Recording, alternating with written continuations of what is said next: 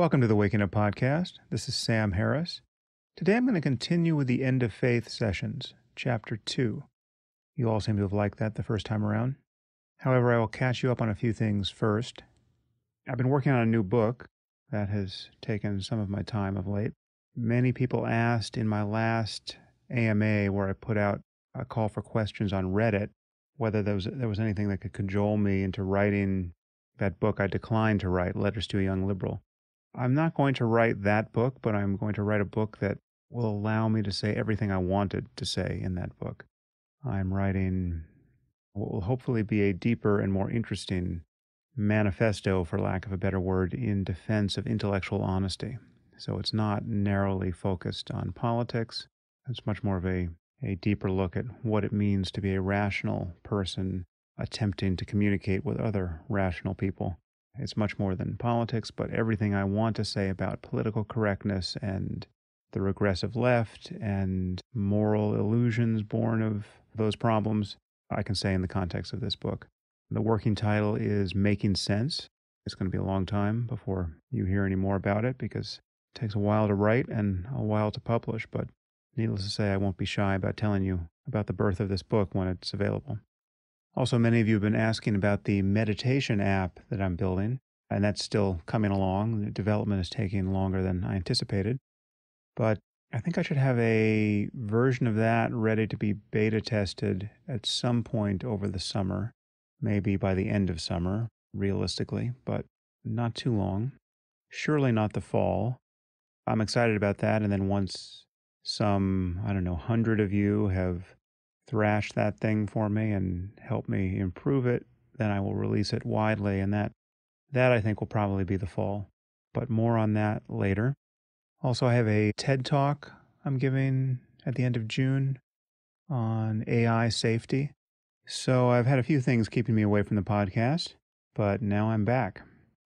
And I've decided to go ad-free on the podcast, as I have on my website. This work is entirely dependent on listener support. So if you find it useful, you are free to support it at samharris.org/support. And your support is much appreciated. So there's just a couple of topics I'd like to touch here before I get into the End of Faith. Many of you have wondered why I am not a fan of Donald Trump's. I'm surprised that so many people in my audience seem to be supporting Trump. I wouldn't guess it's more than 20% of you, but many of you are Sanders people, many of you are Trump people, and many of you are Clinton people. But no one really loves Clinton, or certainly very few of you do, which I understand. I'm not going to talk about Sanders now. I think it's clear he is not going to be president. But before I get into this, let me just say that there's no real upside for me in touching this topic. This is just pure masochism or altruism or some combination of the two. There's just pure pain here. I actually think it's true to say that in commenting on this, I alienate something close to 100% of you, given the nature of people's political passions and given my views here. I will certainly alienate all Sanders supporters who hate Clinton and still can't give up what is increasingly seeming like a delusion that Sanders will be president. You hate the system so much, you think Clinton is so corrupted by it, that any word in her defense, even if my motive is merely to block Trump, is just toxic, right? So I'm going to piss all of you off. I'm then certainly going to piss off every supporter of Trump, because no matter how I sugarcoat it, I, in vilifying him as an ignoramus, will seem to be vilifying you as one as well. And then even Clinton supporters will hate the fact that I view her really as the lesser of two evils here. By granting credence to what many of her critics say about her, you will think that I am undermining her candidacy, right? So there are like 5 of you who will like what I'm going to say here. But I actually do think this is the right line to take.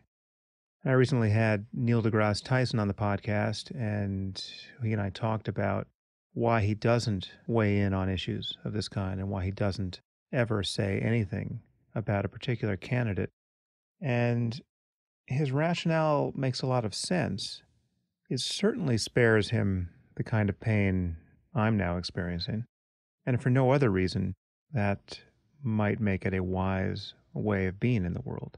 He doesn't comment on particular candidates because he wants to maintain his role as being a more or less neutral representative of science for the people who would vote for any given candidate. I don't know if this is a matter of temperament, but that just seems unworkable to me. If a candidate is sufficiently ignorant of science, if his basic cast of mind is the antithesis of intellectual honesty, well, then you have to call a spade when that candidate is within reach of public office. In particular, when that candidate could well become president of the United States. So I'm not chastising Neil for the approach he takes here, but it's not something I can really do. I will feel terrible in November if I haven't said something sufficiently pointed about Donald Trump and we wake up to 4 years of truly consequential buffoonery in office. I was also just on Joe Rogan's podcast for 4.5 hours, 1 hour of which had me talking about Trump. And I want to see if I can sharpen up some of what I said there, because the response to that has been kind of interesting. People seem to imagine that I am playing the ordinary tawdry game of partisan politics here. I'm really not. Okay, I have no love for any of these candidates, and I have absolutely no loyalty to the Democratic Party. I recognize what is wrong with Hillary Clinton.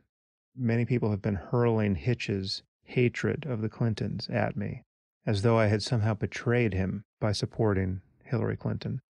Someone else, quite helpfully on Twitter, found a video wherein Hitch was asked if there were any conditions under which he would vote for Clinton. This is now back in 2008.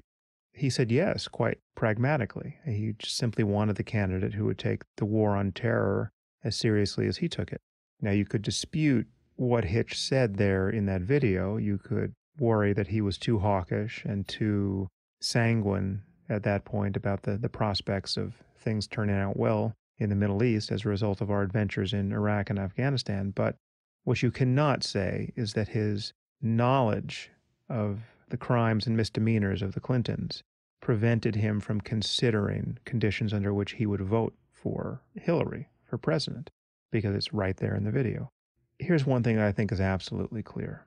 Insofar as I knew Hitch, and insofar as what he would have thought matters at all, he would have thought Trump was an unlettered dunce, as I do.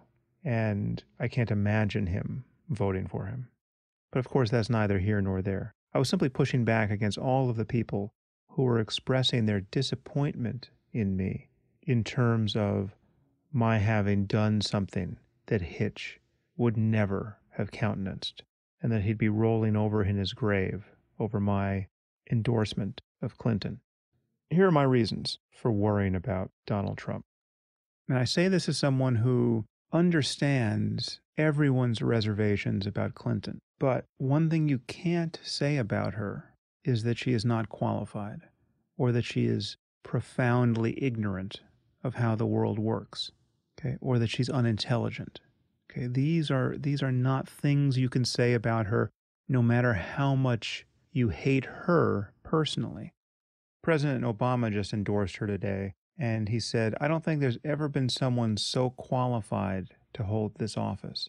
Now, perhaps that's slightly hyperbolic, right? But it's not a crazy thing to say. Imagine someone saying that of Trump. That would be a statement so rankly partisan and propagandistic as to be indistinguishable from mental illness. It is a claim that cannot be made with a straight face. That difference matters. In fact, what you could say of Trump is the exact opposite. He is perhaps the least qualified candidate we have ever had. for that office. I'm not a historian. Perhaps there's somebody I'm not thinking of, but that's not far from true. It is certainly true in our lifetime. What I object to in Trump isn't his bigotry or misogyny or demagoguery, even. Now, I think I share many people's opinion that this is partly an act. And now I don't know why I think that. It's just a hunch. I don't know the man, and I don't know anyone who knows him, or at least I'm not aware of knowing anyone who knows him. But I would not be at all surprised to learn that he is far more liberal and psychologically balanced than he appears, and that he doesn't actually have a racist bone in his body, for instance. This strikes me as possible. What does not strike me as possible is that he might actually be a brilliant and extraordinarily knowledgeable person who is qualified to be president of the United States. There is simply too much evidence for the poverty of his thinking. There's too much evidence for the fact that he basically knows nothing about the world, and that he does not care that he knows nothing about it. He's just winging it. He gives the overwhelming impression of being a con man. The journalist Michael Kinsley once said of Al Gore that he was an old person's idea of a young person. That was certainly fitting. I think you could say of Trump that he is a poor person's idea of a rich person. I mean, he's the fat cat in the comic strip. He brags about how much money he has, all the while probably lying about how much money he has. But he'll stand at the podium and say, I am rich, I am so rich, I am really, really rich. And people applaud. Who is applauding this? And at the core of this, the core of what bothers me about Trump is the vacuousness of his speech. He will literally say the same thing 3 times in a row, and it was meaningless the first time. The problem is the caricatures of him are true. He'll say, it's going to be amazing. You won't believe how amazing it will be. It will be very, very amazing. This is an intellectual problem. Okay, smart people don't talk this way. When people are speaking, they're thinking out loud. I am thinking out loud at this moment. If you've listened to my podcast for a few hours, you know how I think. So when people don't make sense, it's not like they're thinking brilliant, incisive thoughts in the privacy of their minds, and then they just sound like dummies when they open their mouths. Generally speaking, what you hear is what they've got. Yes, it's true that not every smart person is a great public speaker. And you can find great public speakers who are essentially just reading what some smarter person wrote. But it is significant that Trump never manages to utter a single extemporaneous string of sentences that is deep, insightful, or even interesting. This reveals something about him. And this is a point I made on Rogan's podcast, and I think I'll give you the same analogy here. Imagine you have an urn, and every time you reach into it, you pull out another piece of junk. You've just got broken glass and zip ties and bits of bone, right? Nothing of value. Well, while it might seem unlikely, it's not impossible that something of tremendous value is also in there. You could pull the Hope Diamond out of there if you just keep fishing around long enough. Now, that's possible, because what you pull out in each round doesn't really indicate what else is in there. Minds are not like that. Okay, ideas are connected. The ability to reason well, for instance, is transferable from one domain to another, and so is an inability to reason. A desire not to seem incoherent. This is something that intelligent, well-informed people tend to have. Okay, when you hear someone speak at length on topics that are crucial to the most important enterprise they're engaging, and all they've got is bluster and bombast and banality, strewn with factual errors, it is quite irrational to believe that there's a brilliant mind behind all of that, just waiting to get out. Trump is not hiding his light under a bushel. He's all bushel. And bizarrely, I've heard from many people who think that because he is rich, he must be deeply knowledgeable about economics, at the very least. No. And you should read what largely conservative economists have written about the prospects of a Trump presidency. They are terrified of this. The idea that we might want to default on our national debt, that we can renegotiate it, as though the United States were a golf course or a casino that was going under. We're talking about a world destabilizing bit of stupidity, and only one of many that he's given voice to. And as far as the war against global jihadism is concerned, many of you are confused, frankly, about the superficial similarity between his positions, if I can call them that, or the noises he has made on these topics, and the kinds of views I've expressed in the past. Yes, I've said that under certain conditions, torture would be ethical. In fact, that you'd have to be a moral monster not to use force to get someone to talk. I've said this in the context of believing that torture should always be illegal. We should have a policy that we don't use it.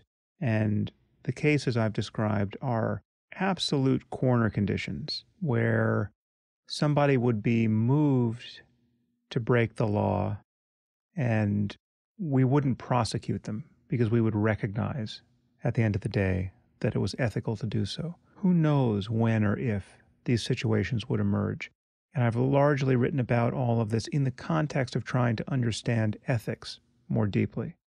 Trump is a presidential candidate who is bragging about how he will torture people. I wouldn't think I would have to go into all that is wrong with that. This would be disastrous for our standing in the world.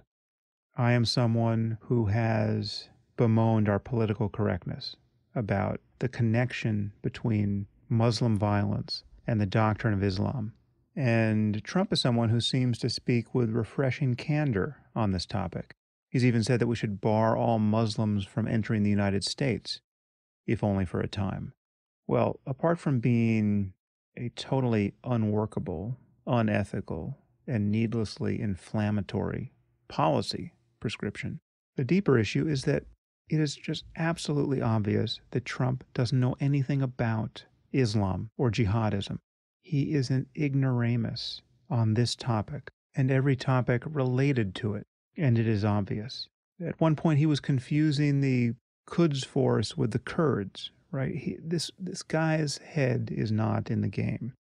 Now, I'm sure he's going to cram for the final exam before the debates with Clinton, and he will be able to speak a paragraph on this topic that isn't starkly delusional. But if pushed beyond that paragraph, he will once again expose his basic ignorance of Middle East politics and history and the theology of Islam. And while it is true that Clinton spoons out the most sanctimonious pablum on the topic of Islam, there is abundant evidence that she understands the nature of the problem. She is, in fact, far more hawkish than most liberals are comfortable with. She has already shown a commitment to killing jihadists, every bit as much of a commitment as Trump claims to have. Yes, the fact that Middle Eastern governments have given money to the Clinton Foundation, that is politically indecent. Do I think that will cloud Clinton's judgment in the war on terror? That does not seem likely at all. Even if I thought that were likely, Trump is a scarier prospect. The truth is, Clinton could rectify her relevant past missteps with a single speech. Trump couldn't. Trump could not give a speech which rectified all of his crazy pronouncements in the past. There have been so many of them. He would have to disavow his very being. Clinton could give a speech wherein she honestly talked about what we got wrong in Iraq and how she views the limitations of American power going forward, as well as the necessity of our remaining central to world order, where she talked about the ideological link between certain interpretations of Islam and the global phenomenon of jihadism, where she held Saudi Arabia largely culpable for exporting this ideology, and where she reaffirmed her commitment to defending Western values against their antagonists, in particular the antagonist of Islamic theocracy. And needless to say, she could say before, during, and after her speech that most American Muslims don't want to live under a theocracy any more than she does. But she has to make it clear that free speech and women's rights and gay rights and our other core political values dominate any concern over religious sensitivity, and she must acknowledge that we are lucky to not be sharing in the convulsions of Europe at the moment. Admit that there is a problem in Belgium and France and Germany where the best intentions of Western liberalism appear to have met their match. Admit that there is a real concern here. Admit that you don't have to be a bigot or a racist or a xenophobe to want to keep Islamists and jihadists out of our society. Admit this, and any apparent moral high ground that Trump holds on this issue evaporates. Now, in response to anything I might say against Trump, his supporters will raise Clinton's email scandal, say. This is a concern of a totally different order than the ones I've voiced against Trump. Trump has ideas that are extraordinarily destructive, and he has a relationship to his own ignorance that is dangerous. He thinks the notion of human-caused climate change is a Chinese hoax meant to destroy our manufacturing base.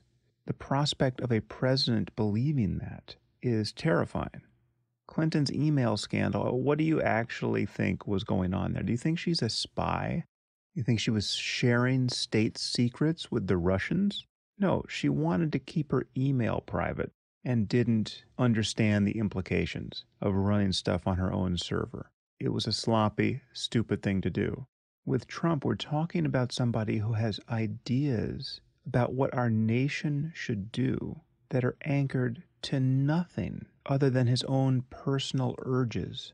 This is a guy who spent months and months publicly worrying about President Obama's birth certificate.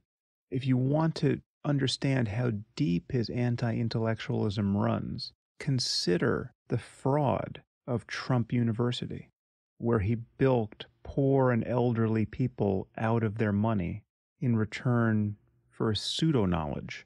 This is who Clinton is running against. We have to get out of the wilderness of false equivalence here. Yes, there's a lot to say about Clinton, and if you're going to bring her husband into it, there's just a wasteland of embarrassment there. But these are not the sorts of things that could push the career of our species into the ditch. Trump shows every sign of being that sort of character, where a combination of hubris and ignorance of a sort that we have never seen could create extraordinary economic and political chaos. There is nothing like that on Clinton's side. Hence, a lesser of two evils argument makes perfect sense here. The amazing thing about Trump is that he is so terrible that he has completely reset everyone's expectations of what is conceivably acceptable in a presidential candidate. You've seen the footage of him openly mocking a disabled reporter, right? Watch that footage and imagine what that would have done to any other person's campaign. Imagine President Obama 8 years ago doing that, right? Imagine Hillary Clinton today doing that. That's the end of the campaign. Trump has done a dozen things like that that are so unpresidential, that show such poor judgment, such a lack of impulse control, such a pettiness, such narcissism, such emotional and intellectual immaturity.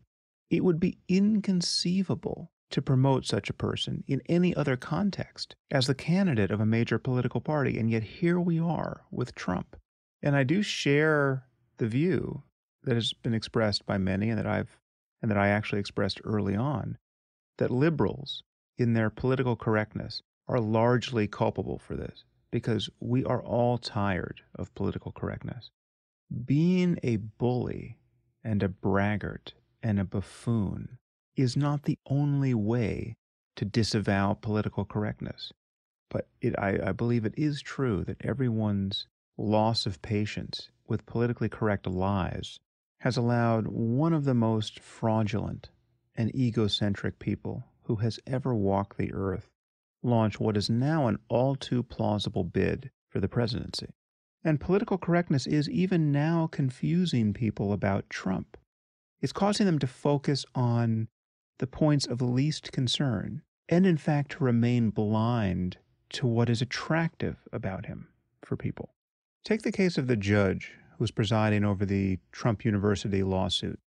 This is the American-born judge who Trump has said can't cover the case fairly because of his Mexican heritage. And then when asked, do you think a Muslim judge could judge your case fairly? He said that might be a problem too, given what he has said about Muslims. And these two comments are being considered even by Republicans who have recently endorsed him to be totally beyond the pale. Paul Ryan said that these were textbook racist comments, though I think he's still endorsing him, which suggests something about Paul Ryan's principles.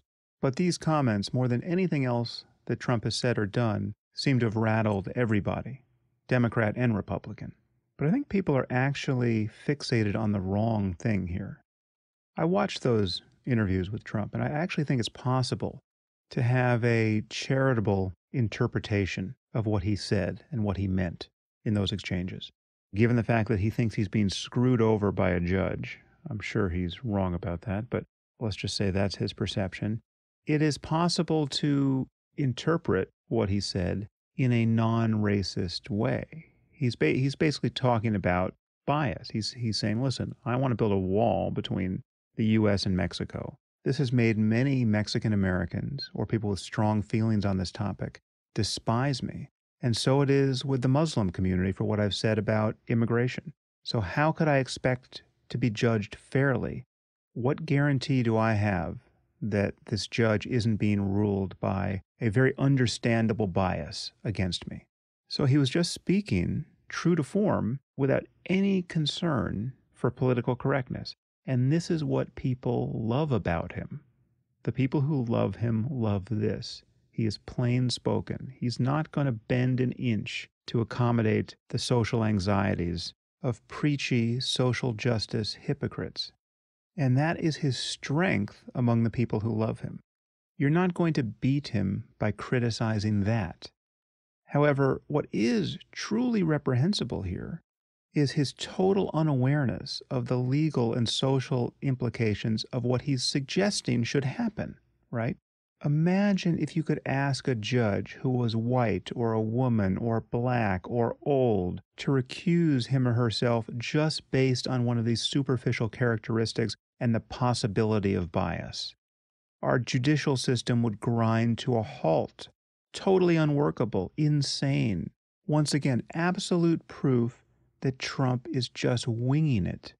He has no idea what he's talking about. And so it is with everything else that he has suggested he wants to do or might want to do to the press or to other institutions in our society based on his presidential power. But to fixate on his racism here is to miss the actual danger of the guy and also to fail to see that what you're calling racism is the very thing that the people who love him, who are craving honesty, love about him. And it's not that they are racist necessarily either. Yes, I'm sure all the racists in the country also love Trump for obvious reasons. So he's getting those votes too.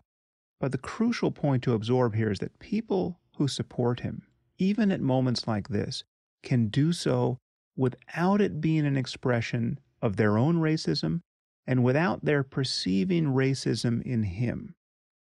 What I see in the love for Trump among smart people, right, not racist dummies, is a total loss of patience for political correctness.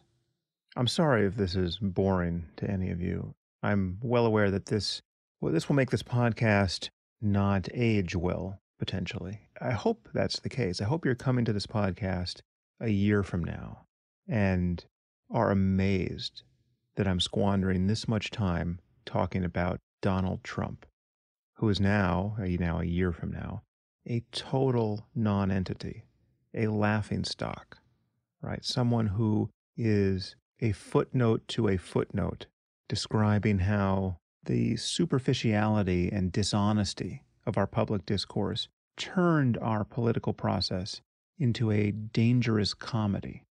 And now we've pulled back from the brink and we wonder, How was that even possible?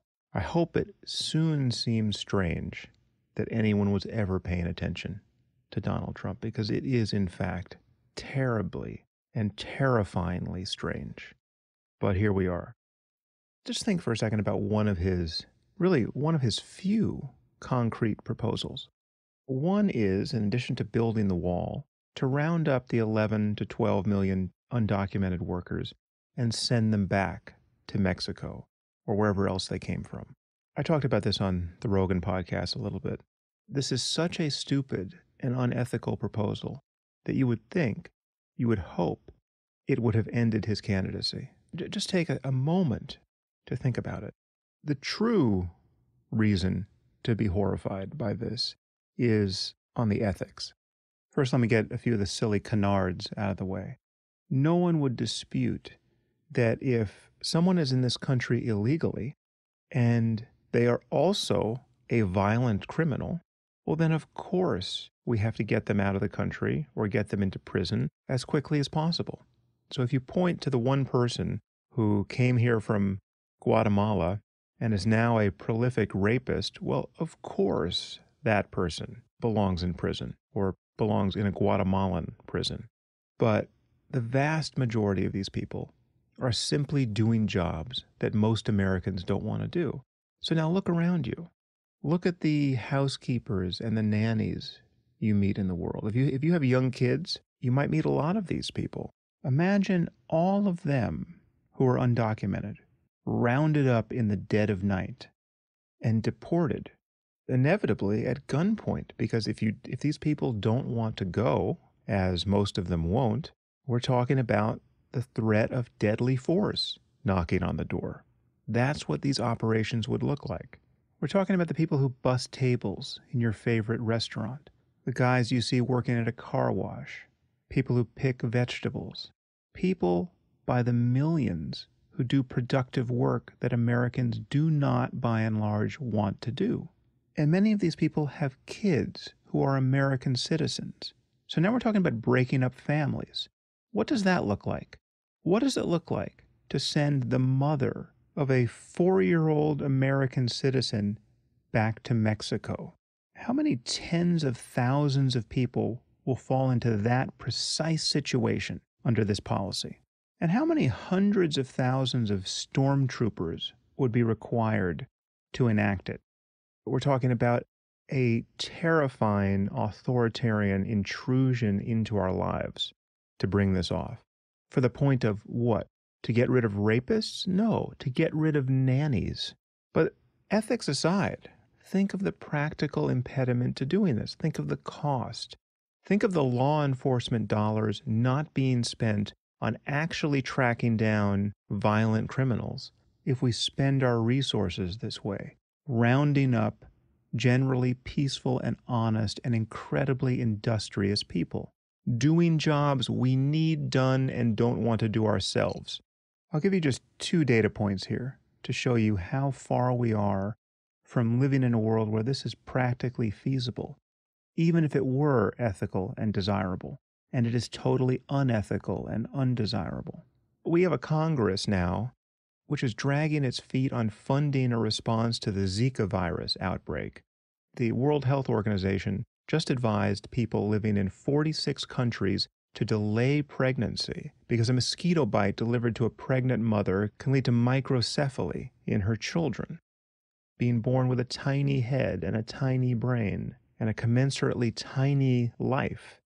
This is one of the horrors of nature delivered up to us that we must rely on human ingenuity to solve, and we can barely marshal a response because one of our political parties is pathologically afraid of raising taxes. But now we have their presidential candidate saying we are going to round up 11 million undocumented workers and send them back to Mexico. At what cost? Pure madness. Here's another data point. I have a friend who lives in a nice part of Los Angeles, right? A really nice part of Los Angeles. The average home price in her neighborhood is probably $5 million, right? So we're not talking about the hood. We're talking about the 1%. and I heard about this. I was blogging about crime and violence and self-defense, and this story was especially relevant to me. Then, in the middle of the day, someone kicks in her door, and luckily no one was home, and stole like $15,000 worth of electronic equipment, televisions and stereos, and also stole her iPad. Right. Well, so she comes home to this scene and discovers that her iPad is also gone, realizes she can track her iPad on the Apple website. So she opens her Apple account and sees, the glowing red orb of her iPad traveling across the city, right, and stopping permanently at a home like 10 miles from her own. Now, the police had already been to her home and she had filed a report, and they told her they would work on the case. So now she calls them with the home address of the thieves, literally the Google Street View of their house. And the detective in charge said, sorry, we can't use that information. I was astonished when she told me this, right? I just couldn't believe this. Literally, you have the home address of the people who performed a burglary in one of the nicest neighborhoods in the city in the middle of the day. And you have no idea who these people are. You have no idea how violent they actually are. What would they have done had someone been home when they kicked in the door? I mean, it's a fairly intrepid criminal who will kick in a door at 1 p.m. on a $5 million house and ransack it, right? This is not shoplifting. So I called Scotty Reitz, the former LAPD SWAT operator who I've done a lot of firearms training with, who I actually had on this podcast a while back. And I must say, he wasn't terribly surprised by this. He said, if you want to see if you can get something done for your friend, call the watch commander and tell him you're a writer and that you're writing about this and you want to talk about what happened here. So that's what I did. I called the watch commander and, honestly represented the fact that I'm writing about this kind of stuff. And I find this totally shocking. And you just explain yourself, right? How is this possible? Well, she can point you to the house of the person who did this. I gave him my credentials as a writer. I said, I don't know that I'm not going to write an LA Times or New York Times op-ed about this. I find this so shocking. And he just threw himself on my mercy. He said, listen, I would just ask you to be fair because I don't have the manpower for this. If I chased every stolen iPad, I would not be able to cover the violent crimes that are hitting my desk every hour. I said, wait a minute, but this isn't just an iPad. We don't know what these people would have done had they found someone in the house. This is a fairly aggressive burglary. And he said, I know, but I can't do it. Now, just map that reality onto Trump's proposal, and you will realize that it is so impractical as to be impossible. And if it were possible, it would be unethical and have disastrous consequences. And the problem with Trump is that virtually everything that he suggests he wants to do is like that. And please don't hear in my remarks on this topic a soft-hearted appeal for open borders. That's not what I'm saying at all. I'm not on Maajid Nawaz's side of the argument here. I think we should be able to control our borders. I highly doubt whether a wall is necessary to do that, but by all means, secure the borders. But the concern is with jihadists and Islamists, many of whom could come to this country on valid European passports. That's the concern. The concern isn't your best friend's nanny, who stands a very good chance of being undocumented. I just feel like I'm watching our country play a game of chicken, and there's no one in the other car. It's unnerving. Okay, well, everything you just heard was recorded before the Orlando attack, which, as you certainly know, is the worst mass shooting in American history. And I just have a few things to add because our response to this attack thus far has only increased my concerns about our political process and about the upcoming election. Because as bad as Trump has been, he just gave his big speech yesterday. I'm recording this on Tuesday, and it was terrible, right? I mean, just if you imagine him being our president, it was a terrible speech. And yet, he was better than Clinton or than the president in his response to Orlando. And that is terrifying. The president gave a speech without ever mentioning Islamism, jihadism, Islamic terrorism, radical Islam. He gave a speech that only focused on the availability of guns and the necessity of reforming our gun laws. And Clinton sent an email to her followers where, again, there was no mention of the actual belief system, the ideology that is producing this kind of violence. She talked about guns, and then she immediately pivoted into a concern about Islamophobia and about demonizing Muslims. This has been the most common response from liberals. I mean, the most balance you get has been something like, Fareed Zakaria sent a tweet saying, this can be both about radical Islam and guns. Doesn't have to be one or the other, this problem. Well, it does have to be one or the other if everyone is using the gun issue to obfuscate the core issue, which is jihadism. Now, I am in favor of gun reform. I think our gun laws should change. I think it should be difficult to get a gun license. I think it should require training, right? I've said that this is analogous to getting a pilot's license in my mind. You shouldn't be able just to walk into a store and buy a gun without any knowledge about how to use it or to store it safely, and without a background check that will find your history of crime and mental illness and the fact that in this case, you had been interviewed 3 times by the FBI as a suspected terrorist. So the fact that this guy was able to get guns is astonishing, right? And there's no argument for that kind of loophole in our vetting process. Even right-wing Second Amendment fanatics should be able to get on the side of those of us who want to keep guns out of the hands of aspiring jihadists, right? You can't be afraid of sleeper cells of terrorists in this country and turn up that paranoia to 11 and also want completely frictionless access to the most powerful weaponry. That doesn't make any sense. So why not start erring on the side of sensible vetting for firearm purchases? But apart from that concern, apart from getting our databases to cohere, right, and properly vetting gun purchases, here is why gun control has no relevance to this particular act of terrorism. And you should be able to see this very simply. Okay?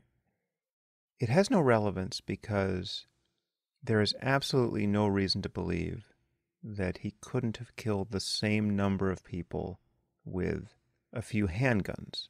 He had a handgun and an AR-15 rifle. Those who are fixated on the rifle as a, quote, assault weapon don't understand the conditions under which a rifle of that kind offers a shooter a real advantage.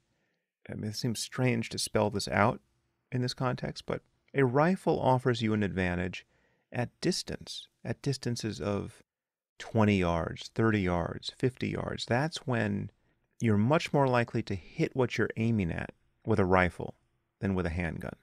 Yes, perhaps in his final shootout with the cops, his rifle did offer some real advantage.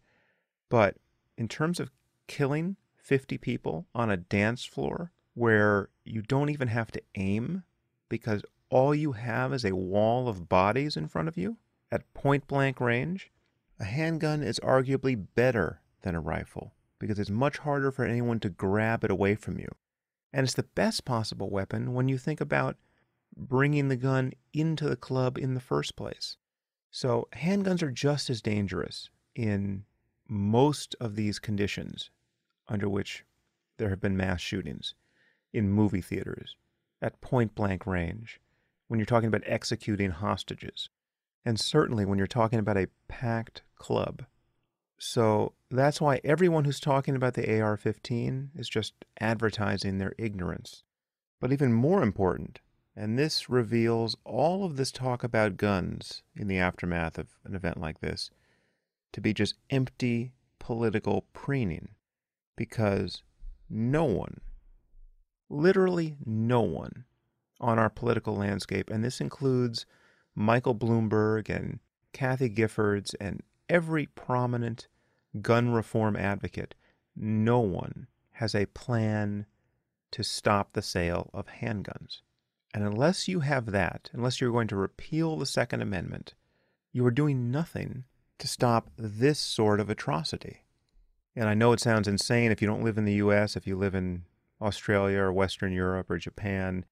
I know that the fact that we can't get rid of guns, the fact that we can't even aspire to get rid of guns in our society is just crazy to you.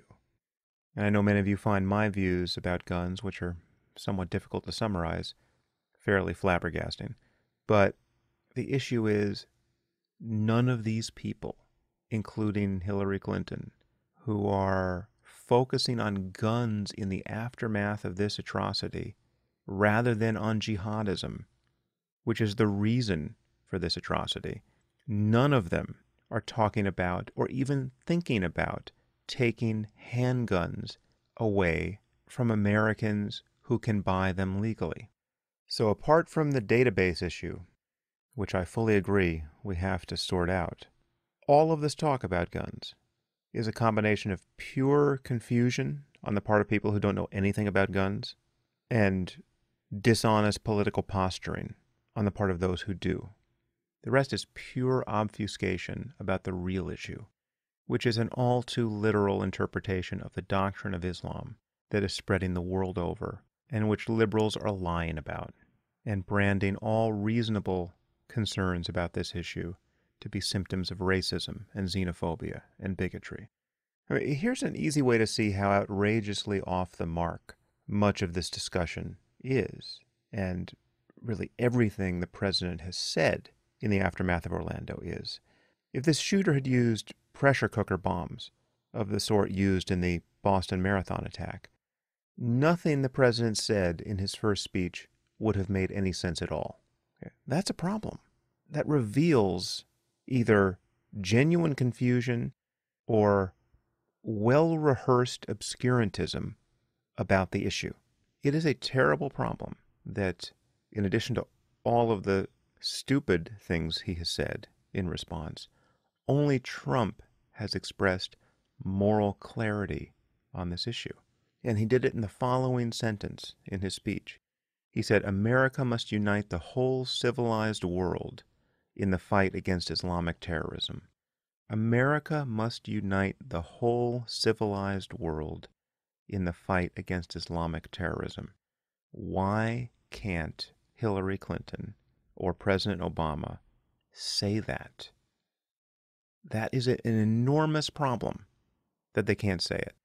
Now, when I took to Twitter and I urged Hillary to speak clearly on this topic, I got attacked by even LGBT activists for my bigotry, for inspiring hate against Muslims.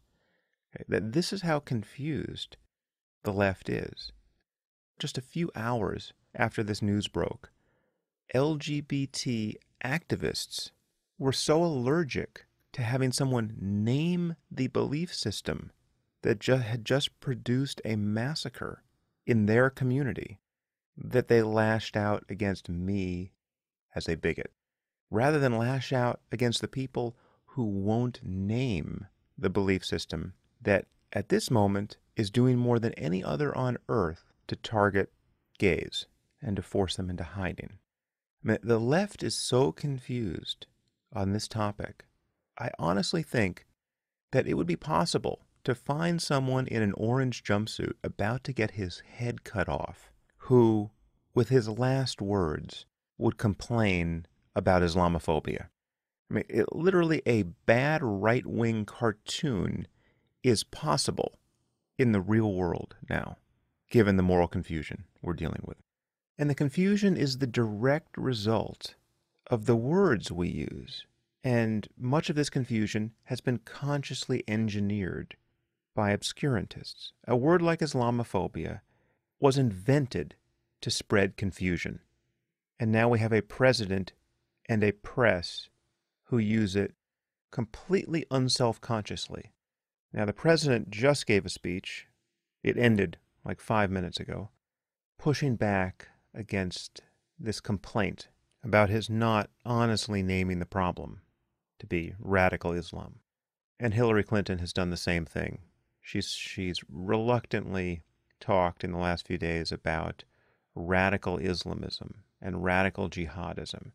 She said, fine, I'll say it, radical Islamism, radical jihadism. But it doesn't matter what you call it, it matters what you do. And the president took the same line in his speech.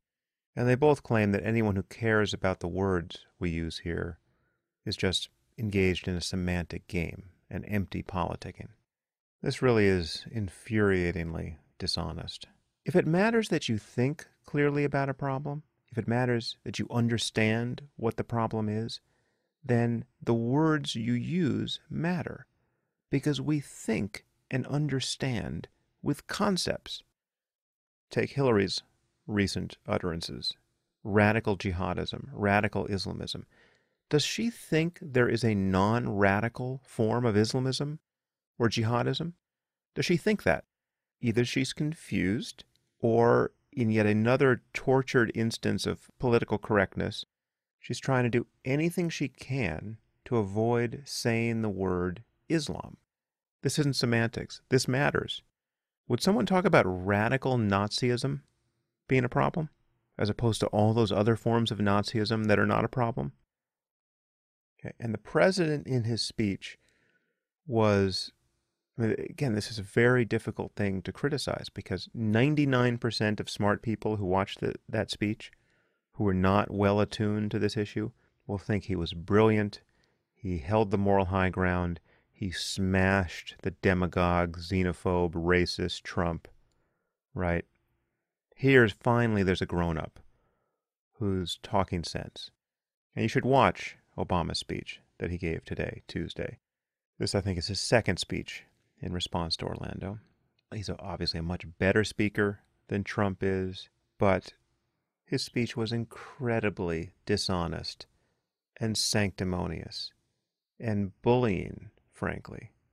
He said that ISIS, and he won't call them ISIS, he calls them ISIL, they're not religious. They're perverting a great religion. They're distorting a great religion.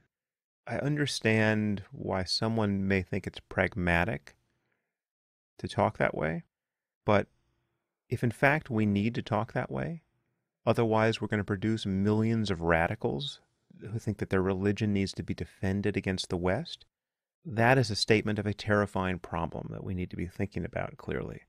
But otherwise, this is just a lie. The problem is deeper than that. The problem is an all too plausible interpretation of Islam, the great religion, is yielding this behavior for reasons that are not in the least bit mysterious. The problem is that you can have an imam in an ordinary mosque in Orlando right before this attack preaching the murder of gays, which in fact happened, right? This video is now circulating. And you lie about this reality at your peril. Politically, yes, but in every other way. But to continue to obfuscate this issue is simply preparing the ground for ISIS to have a vote in our presidential election. It matters that this is the sort of thing Hillary emphasizes in the immediate aftermath of Orlando. Rather than talk about jihad or Islamism, she says things like this: inflammatory anti-Muslim rhetoric hurts the vast majority of Muslims who love freedom and hate terror. It's no coincidence that hate crimes against American Muslims and mosques tripled after Paris and San Bernardino. Islamophobia goes against everything we stand for as a nation, founded on freedom of religion, and it plays right into the terrorists' hands. This is something she can talk about, right? But if you dig into these sentences, you just find moral confusion, half-truths, and lies. Okay, great. Hate crimes against American Muslims tripled after Paris and San Bernardino? Well, if they tripled, they are still less than hate crimes against Jews in America, which scarcely occur. And they're almost all property crimes. And many of these hate crimes against Muslims, things that are getting categorized as hate crimes against Muslims, are getting categorized by groups like CARE that are just making up hate crimes when these are ordinary crimes. She uses the word Islamophobia without any problem, right? A term of propaganda meant to stifle a conversation about the need for reform within Islam. Okay, Islam has a problem that we have to talk about. And the word Islamophobia is thrown up to stop that conversation. A phobia is an irrational fear. Is it irrational to be worried more about Islam at this moment than about Mormonism? And then this final claim that it plays right into the terrorist's hands. This is the narrative that I've talked about on the podcast. The idea that if we focus on Islam in any overt way, we will drive more Muslims into the hands of the theocrats, right? More Muslims will support a group like ISIS than would have otherwise if we speak honestly about the ideology that is delivering us this mayhem. Right. Well, if true, that is so terrifying that we should talk about almost nothing else in this area, right? And if not true, it is the most paranoid and uncharitable thing ever said about a community. I'll tell you what harms the vast majority of Muslims that love freedom and hate terror. Muslim theocracy does. Muslim intolerance does. Wahhabism does. Salafism does. Islamism does, jihadism does, Sharia law does. The mere conservatism of traditional Islam does. Okay, we're not talking about only jihadists hating homosexuals or thinking they should die. We're talking about conservative Muslims.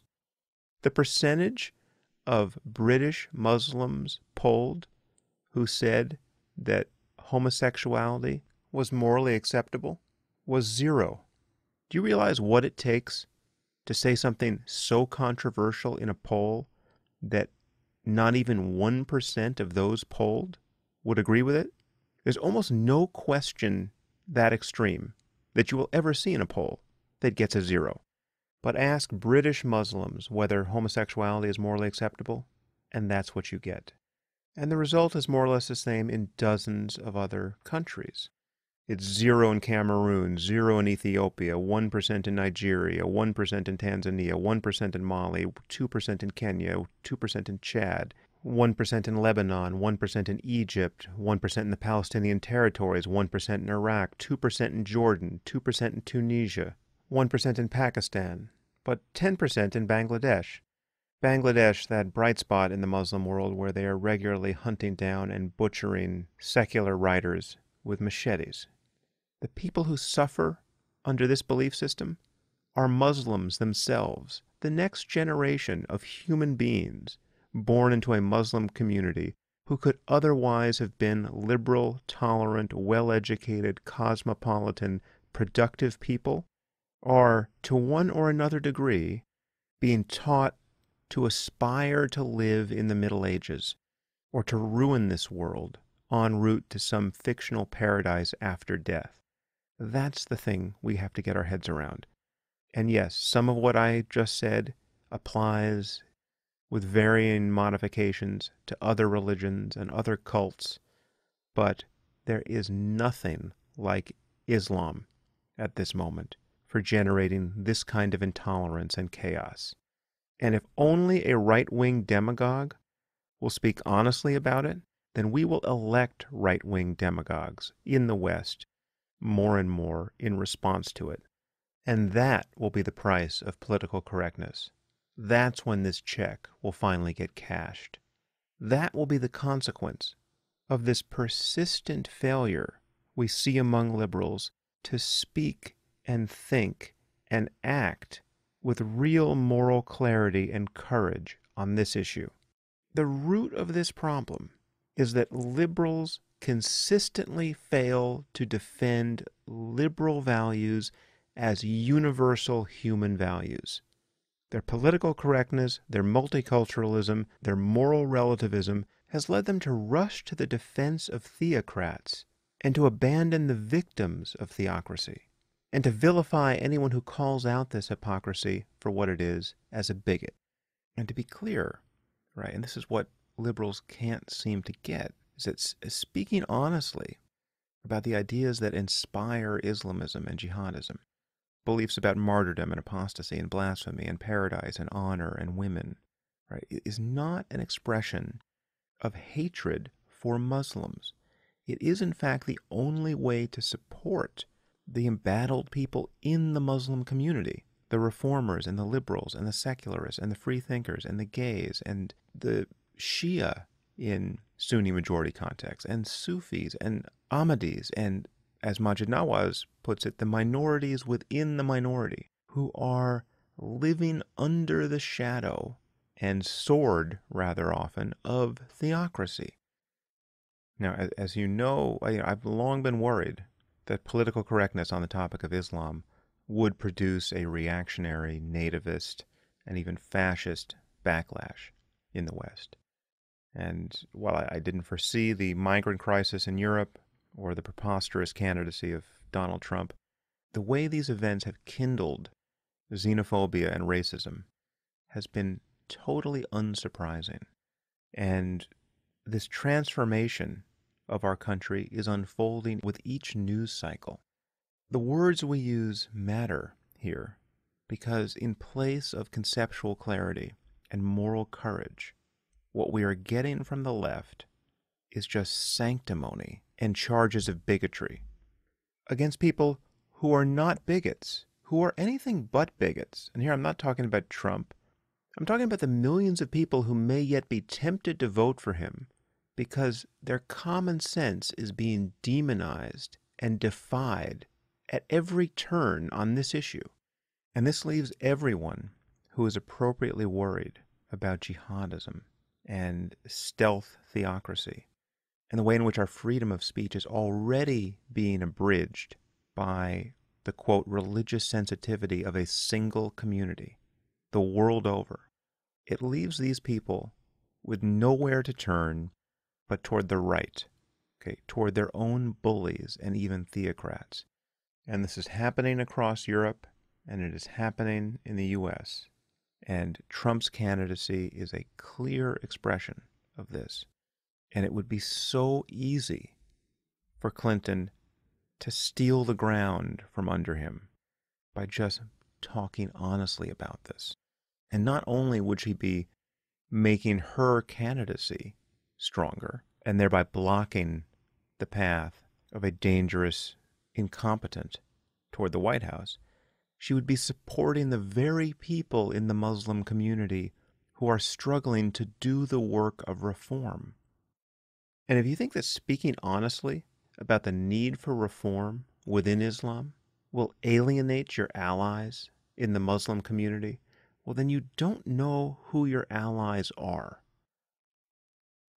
Okay, well, sorry if that bored you to death, but unfortunately, as I've said before, this is the big story of our time, and it is preempting all the other stories that should be the big stories of our time. All of the other problems in the world that we could be thinking about and trying to solve, all the other creative projects we could be focused on, all the ways in which we might strive to make the world beautiful and a better place to live, all of those things are being preempted by what will almost certainly be a multi-generational effort to contain the religious stupidity and triumphalism of radical Islam. Let's get our terms right, at the very least. Okay, The End of Faith, Session 2. Chapter 2. The Nature of Belief. It is often argued that religious beliefs are somehow distinct from other claims to knowledge about the world. There is no doubt that we treat them differently, particularly in the degree to which we demand in ordinary discourse that people justify their beliefs. But this does not indicate that religious beliefs are special in any important sense. What do we mean when we say that a person believes a given proposition about the world? As with all questions about familiar mental events, we must be careful that the familiarity of our terms does not lead us astray. The fact that we have one word for belief does not guarantee that believing is itself a unitary phenomenon. An analogy can be drawn to the case of memory. While people commonly refer to their failures of, quote, memory, decades of experiment have shown that human memory comes in many forms. Not only are our long-term and short-term memories the products of distinct and dissimilar neural circuits, they have themselves been divided into multiple subsystems. To speak simply of memory, therefore, is now rather like speaking of experience. Clearly, we must be more precise about what our mental terms mean before we attempt to understand them at the level of the brain. Even dogs and cats, insofar as they form associations between people, places, and events, can be said to believe many things about the world. But this is not the sort of believing we are after. When we talk about the beliefs to which people consciously subscribe, the house is infested with termites, tofu is not a dessert, Muhammad ascended to heaven on a winged horse. We're talking about beliefs that are communicated and acquired linguistically. Believing a given proposition is a matter of believing that it faithfully represents some state of the world. And this fact yields some immediate insights into the standards by which our beliefs should function. In particular, it reveals why we cannot help but value evidence and demand that propositions about the world logically cohere. These constraints apply equally to matters of religion. Freedom of belief, in anything but the legal sense, is a myth. We will see that we are no more free to believe whatever we want about God than we are free to adopt unjustified beliefs about science or history, or free to mean whatever we want when using words like poison or north or zero. Anyone who would lay claim to such entitlements should not be surprised when the rest of us stop listening to him. Beliefs as principles of action. The human brain is a prolific generator of beliefs about the world. In fact, the very humanness of any brain consists largely in its capacity to evaluate new statements of propositional truth in light of innumerable others that it already accepts. By recourse to intuitions of truth and falsity, logical necessity and contradiction, human beings are able to knit together private visions of the world that largely cohere. What neural events underlie this process? What must a brain do in order to believe that a given statement is true or false? We currently have no idea. Language processing must play a role, of course, but the challenge will be to discover how the brain brings the products of perception, memory, and reasoning to bear on individual propositions, and magically transforms them into the very substance of our living. It was probably the capacity for movement enjoyed by certain primitive organisms that drove the evolution of our sensory and cognitive faculties. This follows from the fact that if no creature could do anything with the information it acquired from the world, nature could not have selected for improvements in the physical structures that gather, store, and process such information. Even a sense as primitive as vision, therefore, seems predicated on the existence of a motor system. If you cannot catch food, avoid becoming food yourself, or wander off a cliff, there doesn't seem to be much reason to see the world in the first place. And certainly refinements in vision, of the sort found everywhere in the animal kingdom, would never have come about at all. For this reason, it seems uncontroversial to say that all higher-order cognitive states, of which beliefs are an example, are in some way an outgrowth of our capacity for action. In adaptive terms, belief has been extraordinarily useful. It is, after all, by believing various propositions about the world that we predict events and consider the likely consequences of our actions. Beliefs are principles of action. Whatever they may be at the level of the brain, they are processes by which our understanding and misunderstanding of the world is represented and made available to guide our behavior. The power that belief has over our emotional lives appears to be total. For every emotion that you are capable of feeling, there is surely a belief that could invoke it in a matter of moments. Consider the following proposition. Your daughter is being slowly tortured in an English jail. What is it that stands between you and the absolute panic that such a proposition would loose in the mind and body of a person who believed it? Perhaps you don't have a daughter, or you know her to be safely at home, or you believe that English jailers are renowned for their congeniality. Whatever the reason, the door to belief has not yet swung upon its hinges. The link between belief and behavior raises the stakes considerably. Some propositions are so dangerous that it may even be ethical to kill people for believing them. Now, as an aside, that is, I think, without question, the most controversial sentence I have ever written. Needlessly so, if you actually make any effort to understand it in context. But this won't surprise you, and as many of you know, has been lifted out of its context and used to paint me as a total maniac who wants to kill people for thought crimes. So let me start this paragraph again. Back to the text. The link between belief and behavior raises the stakes considerably. Some propositions are so dangerous that it may even be ethical to kill people for believing them. This may seem an extraordinary claim, but it merely enunciates an ordinary fact about the world in which we live. Certain beliefs place their adherents beyond reach of every peaceful means of persuasion, while inspiring them to commit acts of extraordinary violence against others. There is, in fact, no talking to some people. If they cannot be captured, and they often cannot, otherwise tolerant people may be justified in killing them in self-defense. This is what the United States attempted in Afghanistan, and is what we and other Western powers are bound to attempt at even greater cost to ourselves and to innocents abroad elsewhere in the Muslim world. We will continue to spill blood in what is, at bottom, a war of ideas. Let me just highlight a few things that appeared in that paragraph, which many people don't notice. I am talking about the link between belief and action. I'm talking about beliefs as principles of behavior. Okay, it should go without saying that I'm talking about beliefs that are behaviorally effective, therefore. I'm talking about the proximate cause of things like suicidal terrorism. I'm talking about beliefs that place people, quote, beyond every peaceful means of persuasion while inspiring them to commit acts of extraordinary violence against others. So I was never talking about killing people merely for what they think. And here I'll go to my website where I responded to some of the controversy that sentence provoked. Because again, I think this is important. And here's part of what I say there. When one asks why it would be ethical to drop a bomb on Ayman al-Zawahiri, the current leader of al-Qaeda, the answer cannot be because he killed so many people in the past. To my knowledge, the man hasn't killed anyone personally.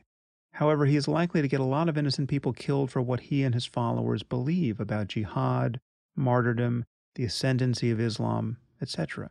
A willingness to take preventative action against a dangerous enemy is compatible with being against the death penalty, which I am. Whenever we can capture and imprison jihadists, we should. But in many cases, this is either impossible or too risky. So let's linger on this point for a second.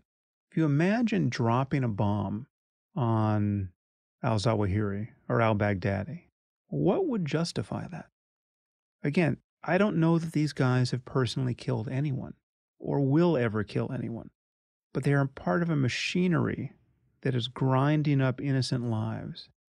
And this machinery is built on belief. Belief that is effective, belief that is the proximate cause of action. If you know someone is disposed to act on his beliefs become continuous with the action that you would be justified in preventing in a case of self-defense, for instance. You don't have to wait to be killed in order to defend yourself. And when you ask why it would be ethical to kill someone who's in a leadership and propagandistic role in an organization like ISIS or Al-Qaeda, where they themselves don't kill anyone necessarily, they simply tell people to do it, it has a lot to do with the contents of their minds. All Ayman al-Zawahiri and al-Baghdadi do, as far as I know, is talk. And if we could kill them, we should absolutely do it. And the interesting ethical question is why? And I'm getting at some part of that question in this statement about belief as a proximate cause of action. If you're going to conjure some person who believes crazy things that have no behavioral implication, they're never going to harm anyone or cause anyone else to harm anyone on the basis of their beliefs, well then it doesn't matter what they believe. That is precisely the case where beliefs don't matter. And I would never have thought, much less suggested, that those people should be killed for believing in Jesus, say, or believing that Muhammad is the final prophet of the God of Abraham. But what's interesting about belief and consequential is that it, in most cases, insofar as something is really believed, it shows up behaviorally. It shows up in the kinds of public policies people want to fight for. That's the whole point of this book. And the boundary between a war of ideas and a real war is not always easy to find. As I say a lot, we have a choice between conversation and violence. We live in perpetual choice between conversation and violence. And that's why it's so important to be able to reason about everything, talk about everything, put everything on the table, to be pressure tested against new facts and new arguments. And if you're not willing to do that, you live in perpetual invitation to violence or threaten others with it.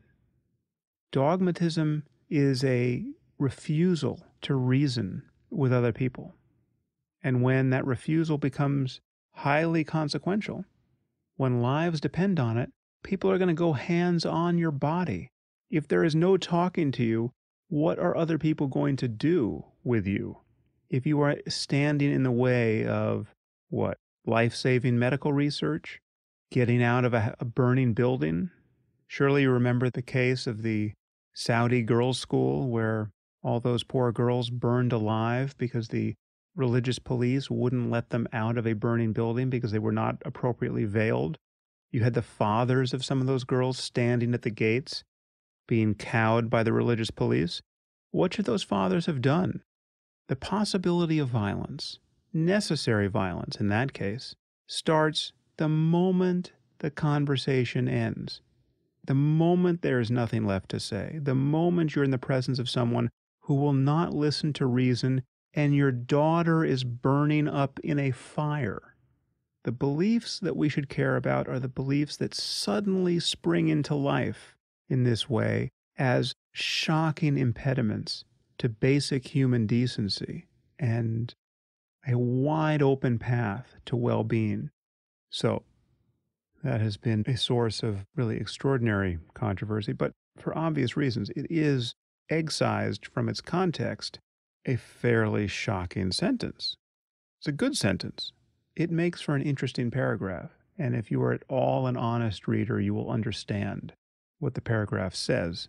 But like many provocative sentences, it has been a gift to malicious and dishonest critics. Back to the text. The necessity for logical coherence. The first thing to notice about beliefs is that they must suffer the company of their neighbors. Beliefs are both logically and semantically related. Each constrains and is in turn constrained by many others. A belief like the Boeing 747 is the world's best airplane logically entails many other beliefs that are both more basic, e.g. airplanes exist, and more derivative, e.g. 747s are better than 757s. The belief that some men are husbands demands that the proposition some women are wives also be endorsed, because the very terms husband and wife mutually define one another. I'm pleased to know that that example seems anachronistic now, given that you can have two husbands in a marriage, but hopefully you still understand the point I was making. Back to the text. In fact, logical and semantic constraints appear to be two sides of the same coin, because our need to understand what words mean in each new context requires that our beliefs be free from contradiction, at least locally. If I am to mean the same thing by the word mother from one instance to the next, I cannot both believe my mother was born in Rome and believe my mother was born in Nevada. Even if my mother were born on an airplane flying at supersonic speeds, these propositions cannot both be true. There are tricks to be played here. Perhaps there's a town called Rome somewhere in the state of Nevada. Or perhaps mother means biological mother in one sentence and adoptive mother in another. But to know what a belief is about, I must know what my words mean. To know what my words mean, my beliefs must be generally consistent. There's just no escaping the fact that there's a tight relationship between the words we use, the type of thoughts we can think, and what we can believe to be true about the world. And behavioral constraints are just as pressing. When going to a friend's home for dinner, I cannot both believe that he lives north of Main Street and south of Main Street, and then act on the basis of what I believe. A normal degree of psychological and bodily integration precludes my being motivated to head in two opposing directions at once. Personal identity itself requires such consistency. Unless a person's beliefs are highly coherent, he will have as many identities as there are mutually incompatible sets of beliefs careening around his brain. If you doubt this, just try to imagine the subjectivity of a man who believes that he spent the entire day in bed with the flu, but also played a round of golf, that his name is Jim, and that his name is Tom, that he has a young son, and that he is childless. Multiply these incompatible beliefs indefinitely, and any sense that their owner is a single subject entirely disappears.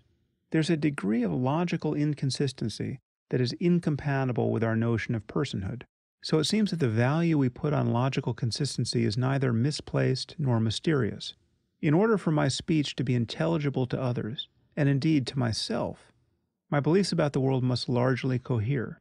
In order for my behavior to be informed by what I believe, I must believe things that admit of behavior that is at minimum possible. Certain logical relations, after all, seem etched into the very structure of our world. The telephone rings. Either it is my brother on the line or it isn't.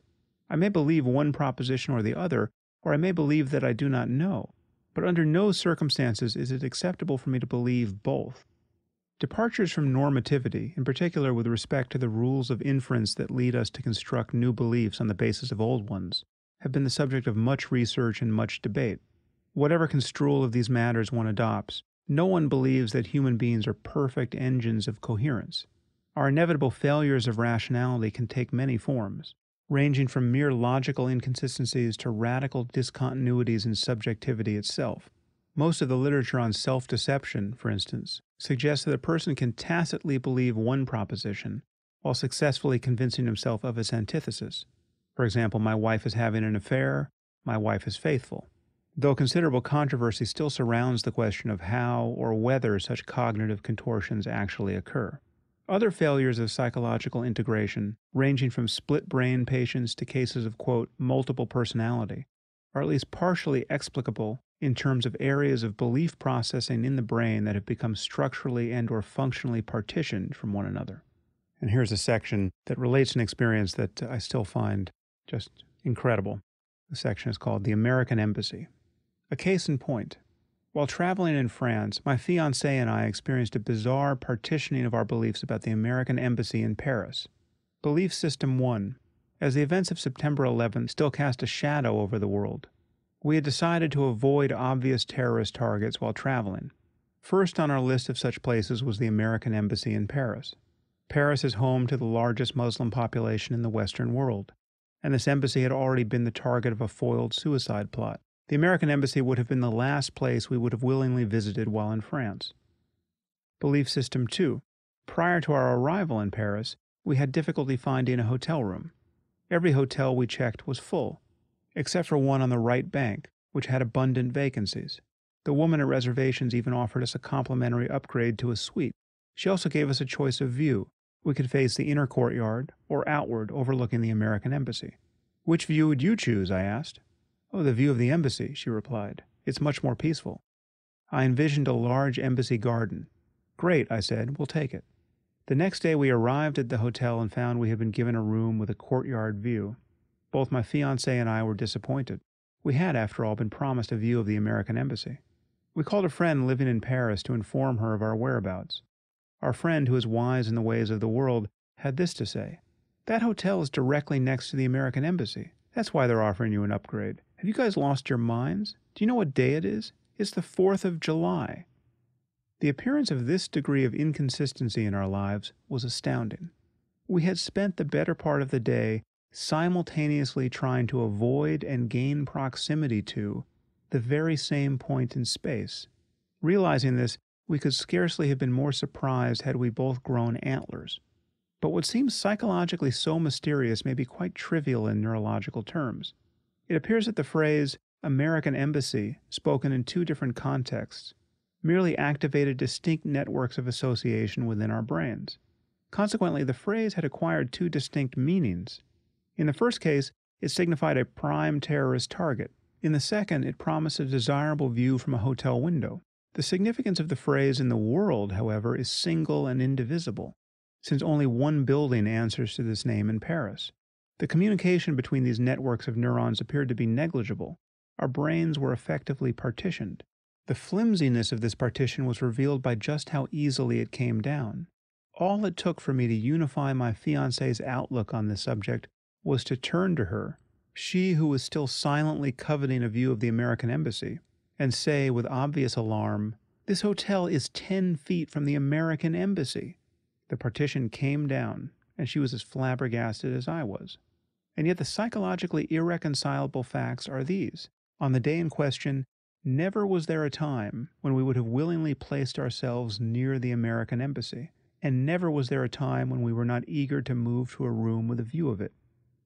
I don't know if there's any more to say to extract meaning from that episode, but I just got to say, in my memory, it was such a flabbergasting moment. I mean, both of these meanings of American embassy and our attitude toward them had been spelled out with crystal clarity to both of us. Okay? I mean, we had articulated that we were not going to go near the American embassy, especially on the 4th of July. I mean, there actually had been talk in the news about what a prime target it was. And we were simultaneously making our best effort to get a room with a view of it. This is one thing I do remember, and I didn't write about it. There was something about this experience of waking up from this dream of incoherence, and suddenly recognizing that both of us had been led to this spot by just an astounding level of logical blindness, and shared, right? The fact that neither of us recognized that the American embassy is the American embassy led us both to become suddenly fairly superstitious. I certainly don't believe and didn't believe that there's any plan working that would have led us to our doom, but the fact that we had decided not to go there and yet wound up there was fairly creepy. It just actually seemed impossible that we were in that situation, and yet we were. All I can say is it had the character of a Twilight Zone episode, where we suddenly felt that the world and our own minds may not be what they seemed. In any case, we promptly checked out of the hotel, to the absolute bewilderment of the staff, and a powerful wind of superstition blew us across the city to some other hotel that we managed to find. Back to the text. While behavioral and linguistic necessity demands that we seek coherence among our beliefs wherever we can, we know that total coherence, even in a maximally integrated brain, would be impossible to achieve. This becomes apparent the moment we imagine a person's beliefs recorded as a list of assertions like, "I am walking in the park." Parks generally have animals. Lions are animals, and so on.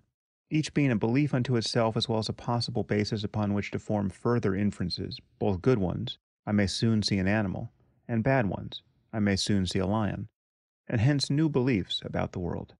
If perfect coherence is to be had, each new belief must be checked against all others, and every combination thereof, for logical contradictions. But here we encounter a minor computational difficulty. The number of necessary comparisons grows exponentially as each new proposition is added to the list. How many beliefs could a perfect brain check for logical contradictions?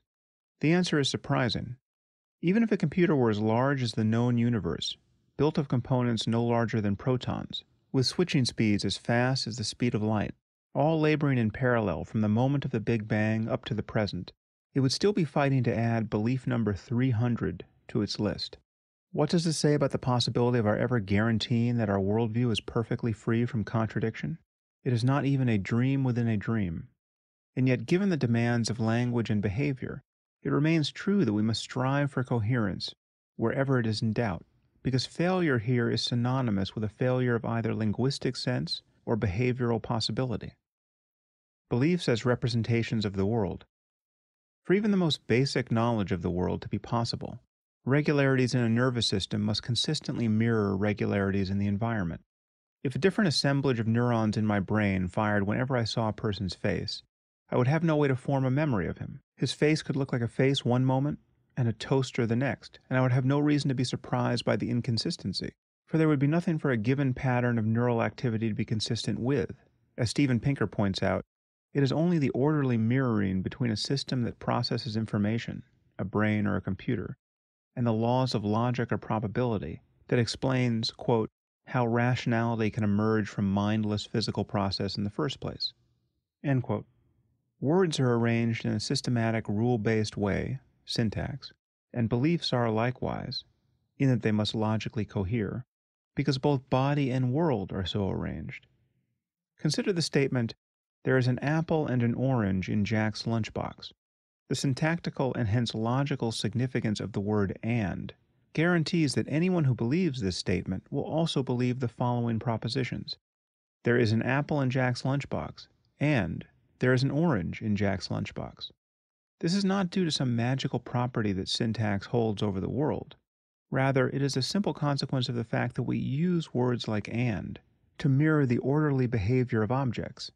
Someone who will endorse the conjunction of two statements while denying them individually either does not understand the use of the word and, or does not understand things like apples, oranges, and lunchboxes. It just so happens that we live in a universe in which if you put an apple and an orange in Jack's lunchbox, you will be able to pull out an apple, an orange, or both. There's a point at which the meanings of words, their syntactical relations, and rationality itself can no longer be divorced from the orderly behavior of objects in the world. As I say in an endnote here, there are exceptions here. Certain words and concepts run afoul of ordinary logic. And I say, for instance, one cannot put the shadow of an apple and the shadow of an orange in Jack's lunchbox, close the lid, and then expect to retrieve one or the other at the end of the day. That's just based on an understanding of what shadows are. They are not objects of the same sort. And I should also say that quantum mechanics, obviously, runs afoul of our intuitions here, and that is what is so hard and counterintuitive about it, and why it resists a mapping onto our realistic and logical expectations of the world. Back to the text. Whatever beliefs are, none of us harbors an infinite number of them. While philosophers may doubt whether beliefs are the sort of thing that can be counted, it is clear that we have a finite amount of storage in our brains, a finite number of discrete memories, and a finite vocabulary that waxes and wanes somewhere well shy of 100,000 words. There is a distinction to be made, therefore, between beliefs that are causally active, i.e. those that we already have in our heads, and those that can be constructed on demand. If believing is anything like perceiving, it is obvious that our intuitions about how many of our beliefs are present within us at any given moment might be unreliable. Studies of change blindness, for instance, have revealed that we do not perceive nearly as much of the world as we think we do, since a large percentage of the visual scene can be suddenly altered without our noticing. Off text. Now, if you haven't seen change blindness demonstrations, they're pretty phenomenal. So the demonstration runs this way. You'll show someone a slide, let's say a picture of a family picnicking in the park, and change it to another slide that is identical to the first, but for the fact that you have changed something like 20% of its visual properties, like removed a tree, or removed a person, or put a buffalo in the scene. And it can take people an astonishingly long time to notice the difference between the two images. Once you see what has changed, you can't believe that it took you any time at all to notice it. Back to the text. An analogy with computer gaming also seems apropos. Current generations of computer games do not compute parts of their virtual world until a player makes a move that demands their existence. Perhaps many of our cognitive commitments are just like this. So I'm saying that we may not have the stable model of reality that we think we have. We may continue to compute things all the time and on the fly. And we do this perceptually, clearly. We're not seeing everything all the time that we think we're seeing with our eyes open, pointed in the right direction, as change blindness demonstrates. And we may not believe things all the time the way we seem to, but construct beliefs on the fly much more often than we think we do. And there's a kind of confabulatory way we do generate our opinions about the world. You can notice this in various experiments, and you can notice this about yourself. You just start saying things, even on new topics. Think of what it's like to be asked a question that you have never been asked before. For instance, if I were to ask you, do you think human beings will ever outgrow violence entirely? Right? Now, maybe you've thought about this before, maybe you haven't. I doubt anyone has asked you to answer that question. I don't think I've ever been asked that question. I ask you the question, now give me an answer.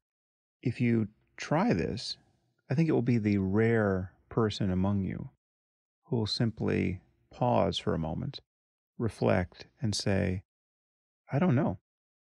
Of course, it is a perfectly reasonable position. In fact, I think maybe the only reasonable position to take on that question, right? I certainly don't know. But most people ask that question could answer it one of two ways, I think with real confidence. And they would begin to just form an answer. They would start talking. And it would go something like this. It would be, oh, well, no. We're never going to outgrow violence because it's just so deeply rooted in us. We are apes. And unless we outgrow our humanity, unless we change ourselves fundamentally so that we're no longer human, the potential for violence will always be there. That sounds pretty good. Okay, that's what I believe. Or we'll have to outgrow violence at some point because the power of our technology is only increasing. The ability for one person to destroy the lives of many others, even millions of others, is only increasing.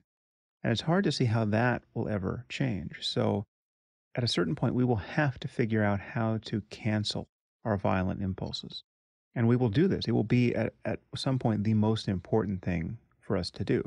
The human capacity for violence will become literally insufferable at a certain point. Okay, that sounds pretty good too. So you could just start talking, and if your internal bullshit detector doesn't go off, that can suffice to be your belief. Right now, did you harbor that belief, either one of them, before talking? Probably not. But the fact that they survive coincidence with all the things you do believe, the fact that you didn't say anything in either of those answers that contradicts something you know to be true, well, then that kind of confabulation will survive and pass as a belief that you have harbored about the world, and perhaps now harbor going forward because you said as much. Okay, back to the text. Whether most of what we believe is always present within our minds, or whether it must be continually reconstructed, it seems that many beliefs must be freshly vetted before they can guide our behavior. This is demonstrated whenever we come to doubt a proposition that we previously believed. Just consider what it is like to forget the multiplication table. 12 times 7 equals... All of us have had moments when 84 just didn't sound quite right. At such times, we may be forced to perform some additional calculations before we can again be said to believe that 12 times 7 equals 84. Or consider what it is like to fall into doubt over a familiar person's name. Is his name really Jeff? Is that what I call him? It is clear that even very well-worn beliefs can occasionally fail to achieve credibility in the present. Such failures of truth testing have important implications, to which we now turn. A matter of true and false. Imagine that you are having dinner in a restaurant with several old friends. You leave the table briefly to use the restroom, and upon your return you hear one of your friends whisper, "Just be quiet, he can't know any of this." What are you to make of this statement? Everything turns on whether you believe that you are the he in question. If you are a woman, and therefore excluded by this choice of pronoun, you would probably feel nothing but curiosity. Upon retaking your seat, you might even whisper, "Who are you guys talking about?" If you are a man, on the other hand, things have just gotten interesting. What secret could your friends be keeping from you? If your birthday is a few weeks away, you might assume that a surprise party has been planned in your honor. If not, more Shakespearean possibilities await your consideration. Given your prior cognitive commitments and the contextual cues in which the utterance was spoken, some credence-granting circuit inside your brain will begin to test a variety of possibilities. You will study your friends' faces. Are their expressions compatible with the more nefarious interpretations of this statement that are now occurring to you? Has one of your friends just confessed to sleeping with your wife? When could this have happened? There has always been a certain chemistry between them. Suffice it to say that whichever interpretation of these events becomes a matter of belief for you will have important personal and social consequences. At present, we have no understanding of what it means, at the level of the brain, to say that a person believes or disbelieves a given proposition, and yet it is upon this difference that all subsequent cognitive and behavioral commitments turn. And going off text now, I would say that this has changed a little bit since I wrote that, in part because of the neuroimaging work I did to finish my Ph.D. in neuroscience, as well as some subsequent work I did with my friend Jonas Kaplan, which hopefully will soon be published. We know more about which regions of the brain are active when people believe and disbelieve various propositions. And I summarize the first of those studies in my book, The Moral Landscape. But there are regions of the ventromedial prefrontal cortex often associated with reward and self-reference, self-representation, that are more active when we judge something to be true. And in these studies, judging something to be false was associated with activity in the insula, which is often involved in more visceral rejection states like feelings of disgust. So I still consider that work quite preliminary, but the believing brain is not entirely a black box anymore. And another graduate student in the lab at UCLA where I did that work, Pamela Douglas, came along a few years later and used a machine learning analysis on my data to see if she could detect whether or not people believed or disbelieved various propositions at the single statement level. So just training on half the experiment, she went into the other half of the data blind with a machine learning tool to see if she could discriminate whether people believed or disbelieved propositions. And she found that she could do that with 90% accuracy. So even in this very crude paradigm that was not at all designed to be able to detect individual instances of belief or disbelief. Rather, it was designed to compare all of the belief and disbelief trials in a statistically simpler way. She was able to detect belief and disbelief with 90% accuracy. So it was an interesting tweak on that experiment and certainly portends a future where we will have mind reading and lie detection technology that is reliable. I think there's no question about that. And whether you find that terrifying and Orwellian or a great relief certainly depends on your own beliefs about how that technology is likely to be used. Back to the text. To believe a proposition, we must endorse and thereby become behaviorally susceptible to its representational content.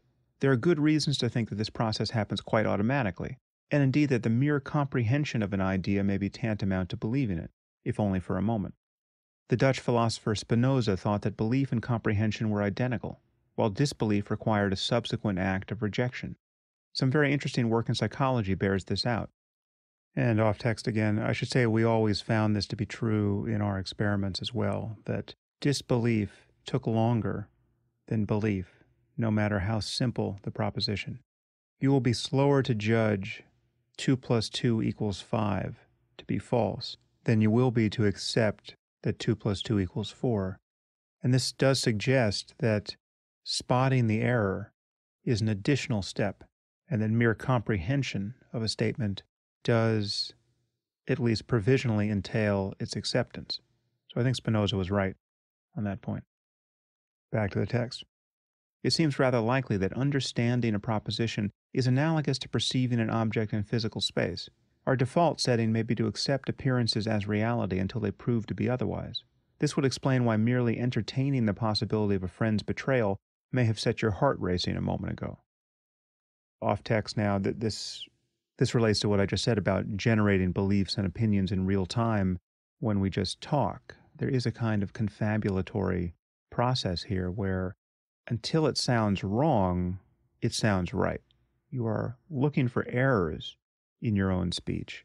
And unless an alarm goes off, what you say is passing for what, in fact, you believe. And that can be true of a totally novel statement, which you have never made or thought in your life. And now there are well-characterized neurological conditions where people confabulate truly, which is to say that there is no more error detection going on. So they just say things confidently that are quite obviously untrue. And they're not noticing logical errors. They're not noticing factual impossibility. They're just talking. Out there in the world, among seemingly normal people, even politicians and famous scholars, you can detect a spectrum of propensity for confabulation. You can see people who are just bullshitting all the time and getting away with it because they're articulate or they're funny or they've trained their audiences not to care about their factual or logical errors. As I've said, someone like Donald Trump is the ultimate example of this. He can contradict himself in the span of a single paragraph and not seem to notice or care, even when it's pointed out to him. It really is tennis without the net. The amazing thing is that his supporters don't seem to care. But I digress. Back to the text. Whether belief formation is a passive or an active process, it is clear that we continuously monitor spoken utterances, both our own and those of others, for logical and factual errors. The failure to find such errors allows us to live by the logic of what would otherwise be empty phrases. Of course, even the change of a single word can mean the difference between complacence and death-defying feats. If your child comes to you in the middle of the night and says, "Daddy, there's an elephant in the hall," you might escort him back to bed toting an imaginary gun. If he said, "Daddy, there's a man in the hall," you would probably be inclined to carry a real one. There, I should probably change probably to might. The things I've said about guns in the intervening years has led me to believe that even in the most extreme circumstances, there are many among you who would not want to hold a gun under any of them. So you might be inclined to carry a real one. Faith and evidence. It does not require any special knowledge of psychology or neuroscience to observe that human beings are generally reluctant to change their minds. As many authors have noted, we are conservative in our beliefs in the sense that we do not add or subtract from our store of them without reason.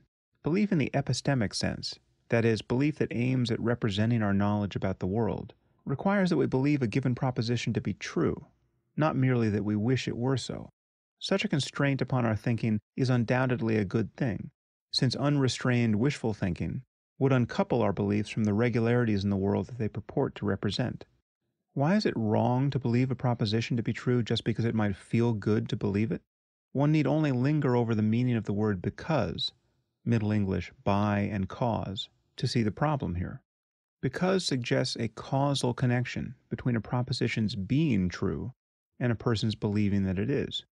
This explains the value we generally place on evidence, because evidence is simply an account of the causal linkage between states of the world and our beliefs about them. For example, I believe Oswald shot Kennedy because I found his fingerprints on the gun, and because my cousin saw him do it, and my cousin doesn't lie.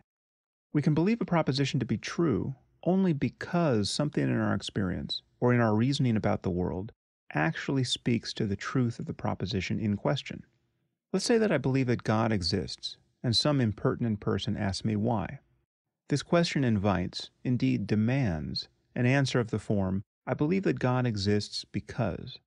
I cannot say, however, "I believe that God exists because it's prudent to do so," as Pascal would have us do.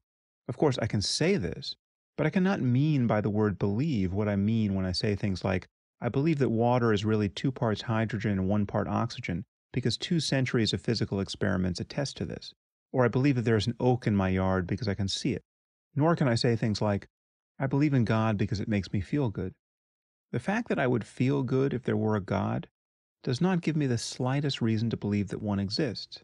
This is easily seen when we swap the existence of God for some other consoling proposition. Let's say that I want to believe that there's a diamond buried somewhere in my yard that's the size of a refrigerator. It's true that it would feel uncommonly good to believe this. But do I have any reason to believe that there is actually a diamond in my yard that is thousands of times larger than any yet discovered? No. Here we can see why Pascal's wager, Kierkegaard's leap of faith, and other epistemological Ponzi schemes won't do. To believe that God exists is to believe that I stand in some relation to his existence such that his existence is itself the reason for my belief. There must be some causal connection or appearance thereof between the fact in question and my acceptance of it. In this way, we can see that religious beliefs, to be beliefs about the way the world is, must be as evidentiary in spirit as any other. Off the text, that diamond in the backyard analogy is something that I used in several talks after I wrote the book, and I'm surprised I didn't describe it more here. I mean, the point I always made is that you just think of the kinds of things that religious apologists say in defense of their belief in God and map it onto this diamond in the yard analogy.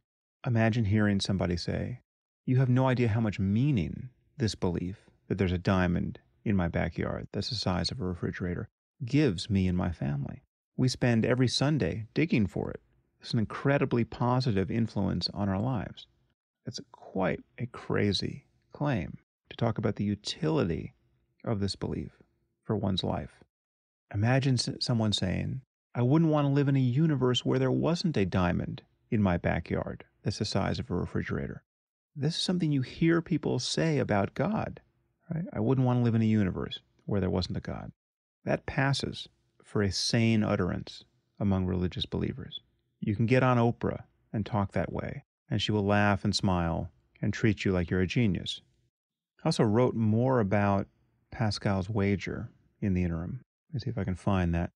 This might have shown up in another book. Maybe it's in Letter to a Christian Nation in some form, but it might be useful to just drive the point home here. This is an article entitled "The Empty Wager" that looks like it was in the Washington Post website at one point.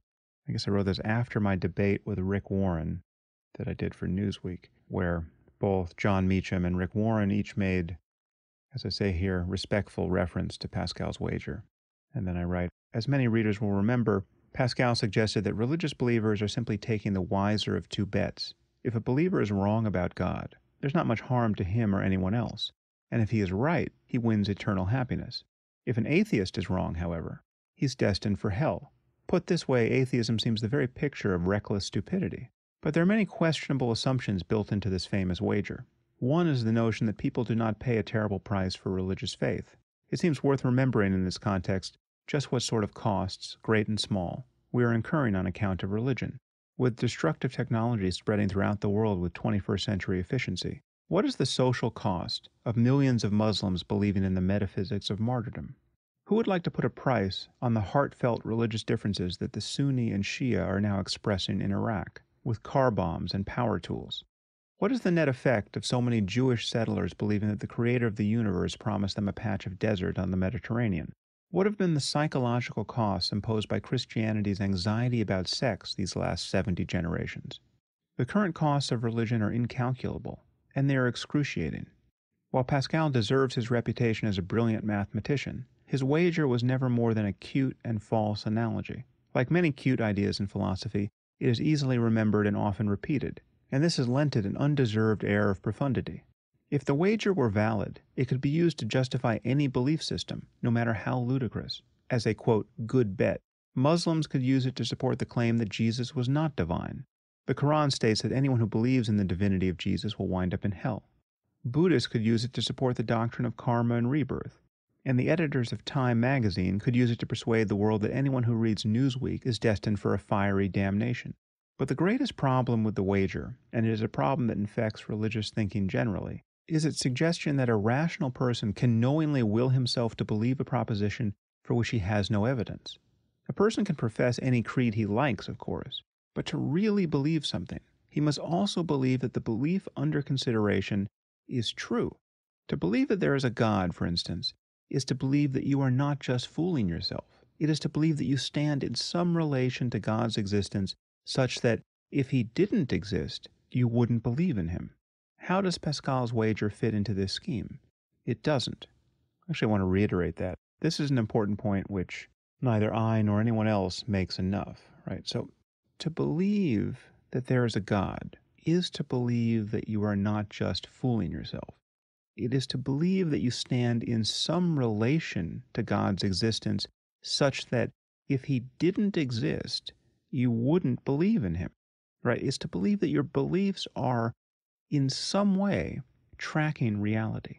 even if it's only based on the authority of others, right? So I'm not a chemist. I haven't done the experiments that characterize the molecular structure of water. Or if I did in chemistry class, I don't remember it.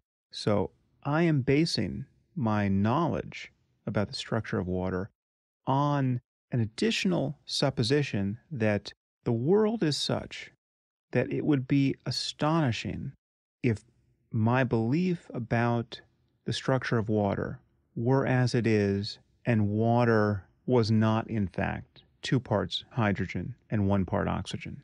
There has been too much work done in this area. Too much depends on our having gotten that part right. So, if in fact I am wrong about the structure of water, the world itself has a lot of explaining to do. Right? Many things will have to shift. And given that they haven't shifted yet, I am extremely confident on this point. And any shift would have to conserve all this data.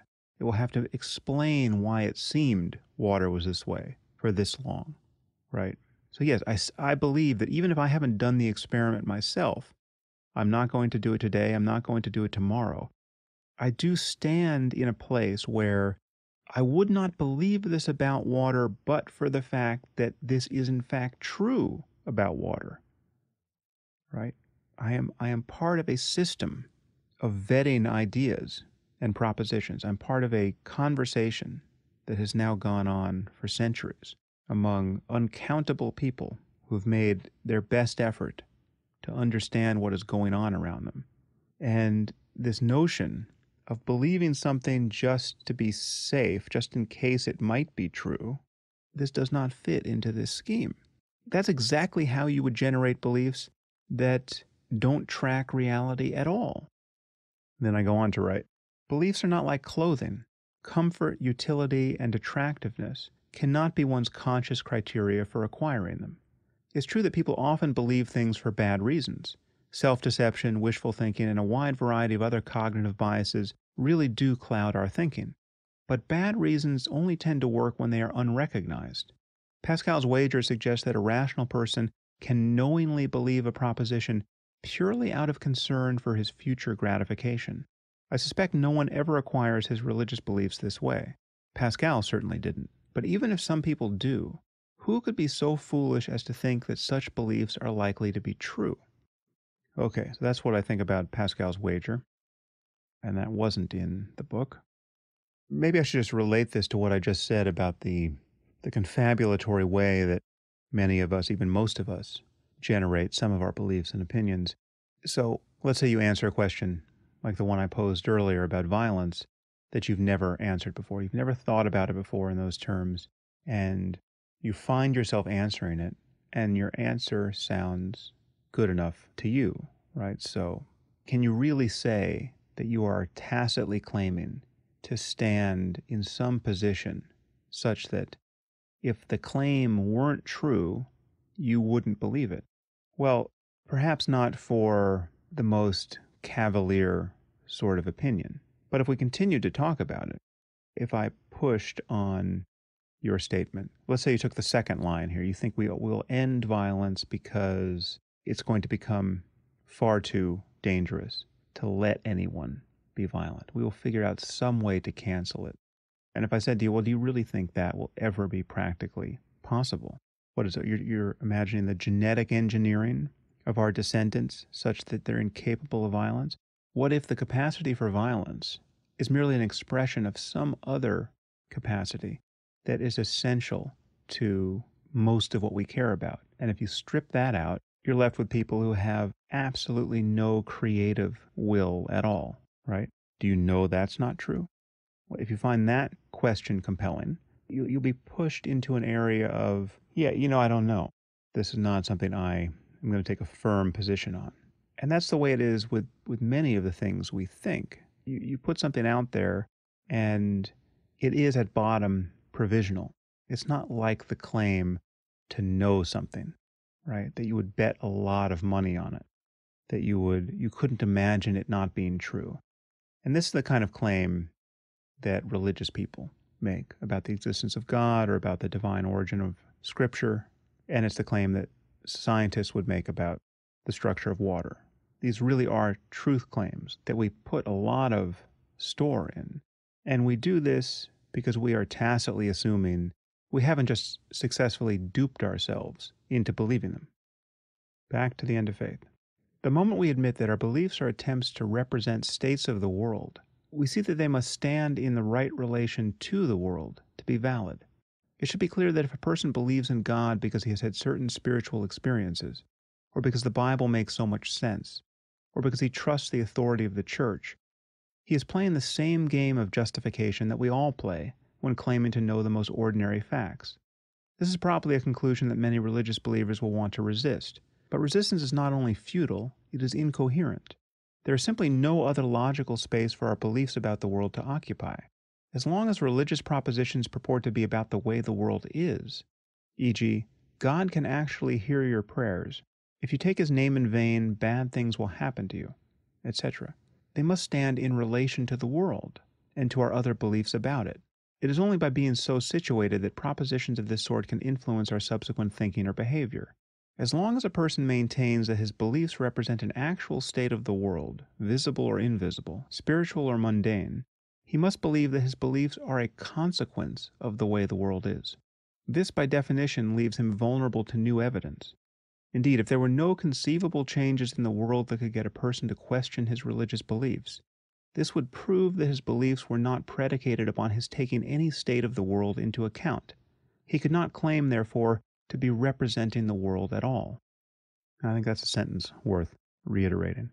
If there is no conceivable change in the world that could get a person to question his religious beliefs, again, this is the kind of thing that religious people claim is true about themselves rather often, this would prove that his beliefs were not predicated upon his taking any state of the world into account. He could not claim, therefore, to be representing the world at all. Although many things can be said in criticism of religious faith, there is no discounting its power. Millions among us, even now, are quite willing to die for our unjustified beliefs, and millions more, it seems, are willing to kill for them. Those who are destined to suffer terribly throughout their lives, or upon the threshold of death, often find consolation in one unfounded proposition or another. Faith enables many of us to endure life's difficulties with an equanimity that would scarcely be conceivable in a world lit only by reason. Faith also appears to have direct physical consequences in cases where mere expectations, good or bad, can incline the body toward health or untimely death. And here I'm referencing the placebo and nocebo effect. The nocebo effect is the opposite of the placebo effect, where one's negative belief about a substance or process can lead to negative physical symptoms. Back to the text. But the fact that religious beliefs have a great influence on human life says nothing at all about their validity. For the paranoid, pursued by persecutory delusions, terror of the CIA may have great influence. But this does not mean that his phones are tapped. What is faith, then? Is it something other than belief? The Hebrew term emunya, and apologies for the pronunciation there, I have no idea how to pronounce it, is alternately translated as to have faith, to believe, or to trust. The Septuagint, the Greek translation of the Hebrew Bible, retains the same meaning in the term pistoion. Again, my pronunciation is surely terrible. And this Greek equivalent is adopted in the New Testament. Hebrews chapter 11, verse 1 defines faith as, quote, the assurance of things hoped for, the conviction of things not seen. Read in the right way, this passage seems to render faith entirely self-justifying. Perhaps the very fact that one believes in something that has not yet come to pass, quote, things hoped for, or for which one has no evidence, quote, things not seen, constitutes evidence of its actuality, quote, assurance. Let's see how this works. I feel a certain rather thrilling conviction that Nicole Kidman is in love with me. As we have never met, my feeling is my only evidence of her infatuation. I reason thus. My feeling suggests that Nicole and I must have a special, even metaphysical connection. Otherwise, how could I have this feeling in the first place? I decide to set up camp outside her house to make the necessary introductions. Clearly, this sort of faith is a tricky business. I hope the point isn't lost there. People reason in ways about faith, about their experience, about their feelings of meaning and significance, and what those signify, in ways that are obviously delusional and scary and socially dysfunctional on any other topic. Back to the text.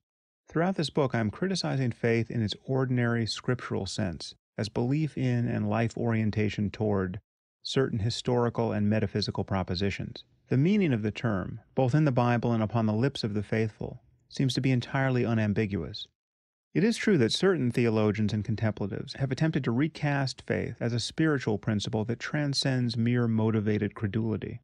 Paul Tillich, in his Dynamics of Faith in 1957, rarefied the original import of the term out of existence, casting away what he called idolatrous faith, and indeed all equations between faith and belief. Surely other theologians have done likewise. Of course, anyone is free to redefine the term faith however he sees fit, and thereby bring it into conformity with some rational or mystical ideal. But this is not the faith that has animated the faithful for millennia.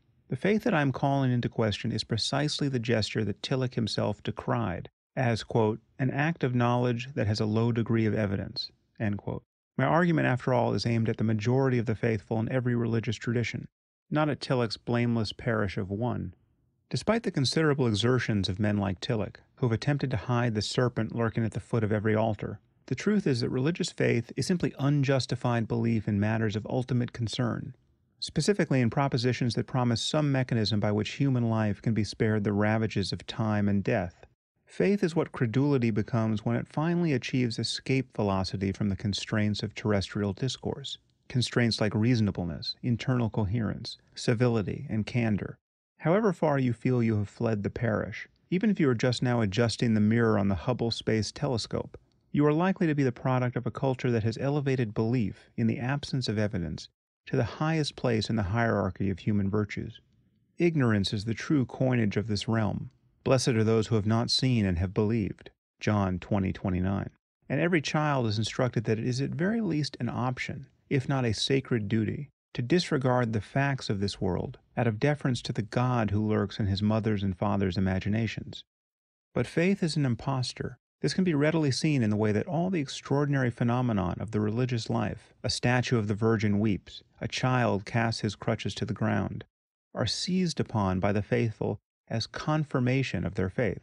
At these moments, religious believers appear like men and women in the desert of uncertainty, given a cool drink of data.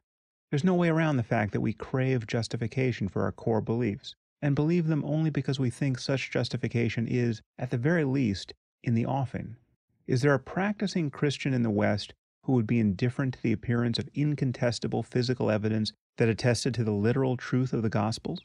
Imagine if carbon dating of the Shroud of Turin had shown it to be as old as Easter Sunday, AD 29.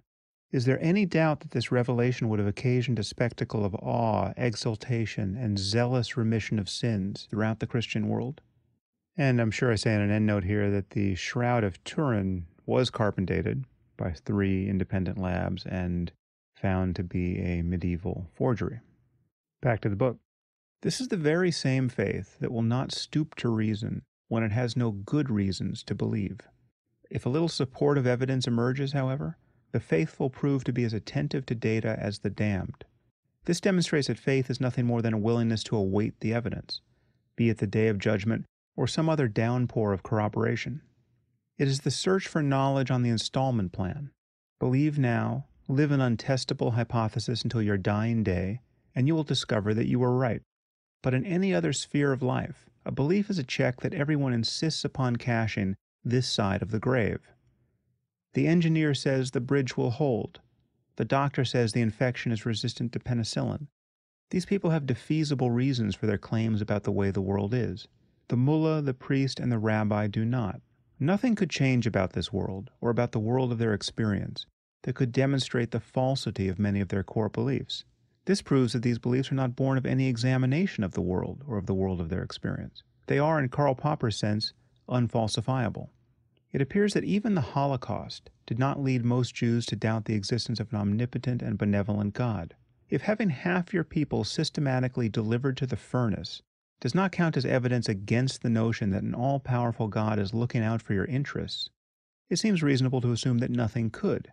How does the mullah know that the Quran is the verbatim word of God? The only answer to be given in any language that does not make a mockery of the word no is, he doesn't. A man's faith is just a subset of his beliefs about the world. beliefs about matters of ultimate concern that we as a culture have told him he need not justify in the present. It is time we recognize just how maladaptive this balkanization of our discourse has become. All pretensions to theological knowledge should now be seen from the perspective of a man who was just beginning his day on the 100th floor of the World Trade Center on the morning of September 11th, 2001, only to find his meandering thoughts of family and friends, of errands run and unrun, of coffee in need of sweetener, inexplicably usurped by a choice of terrible starkness and simplicity, between being burned alive by jet fuel or leaping 1,000 feet to the concrete below. In fact, we should take the perspective of thousands of such men, women, and children who were robbed of life far sooner than they had imagined possible, in absolute terror and confusion. The men who committed the atrocities of September 11th were certainly not cowards, as they were repeatedly described in the Western media, nor were they lunatics in any ordinary sense. They were men of faith, perfect faith, as it turns out.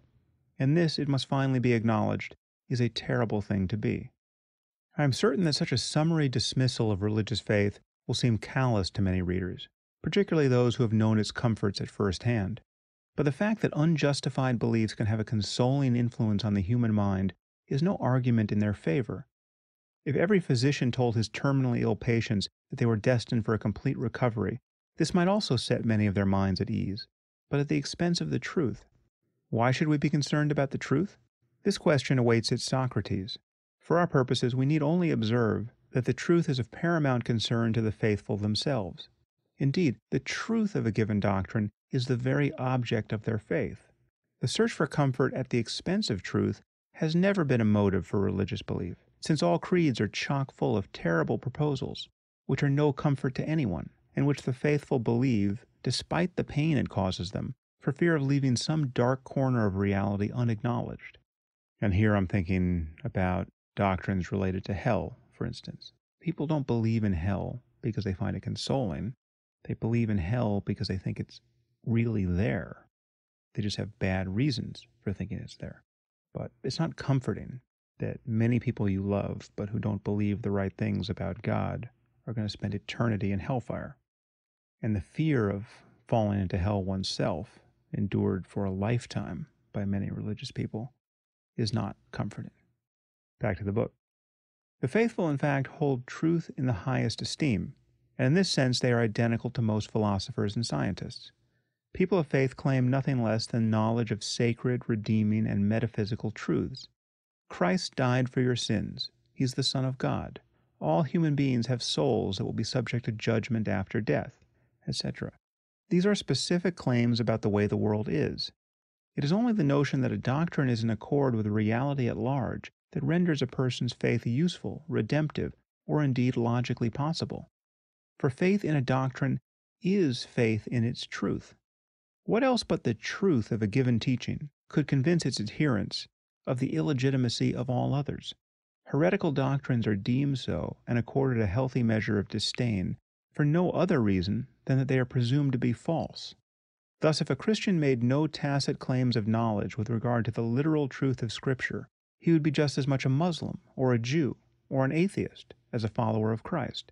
If he were to discover, by some means that he acknowledged to be incontrovertible, that Christ had actually been born of sin and died like an animal, these revelations would surely deliver a death blow to his faith. The faithful have never been indifferent to the truth, and yet the principle of faith leaves them unequipped to distinguish truth from falsity in matters that most concern them. The faithful can be expected to behave just like their secular neighbors, which is to say more or less rationally, in their worldly affairs. When making important decisions, they tend to be as attentive to evidence and to its authentication as any unbeliever. While Jehovah's Witnesses refusing blood transfusions, or Christian scientists foregoing modern medicine altogether, may appear to be exceptions to this rule, they are not. Such people are merely acting rationally within the framework of their religious beliefs. After all, no mother who refuses medicine for her child on religious grounds believes that prayer is merely a consoling cultural practice. Rather, she believes that her ultimate salvation demands certain displays of confidence in the power and attentiveness of God. And this is an end toward which she is willing to pledge even the life of her child as collateral. Such apparently unreasonable behavior is often in the service of reason, since it aims at the empirical authentication of religious doctrine. In fact, Even the most extreme expressions of faith are often perfectly rational, given the requisite beliefs. Take the snake-dancing Pentecostals as the most colorful example.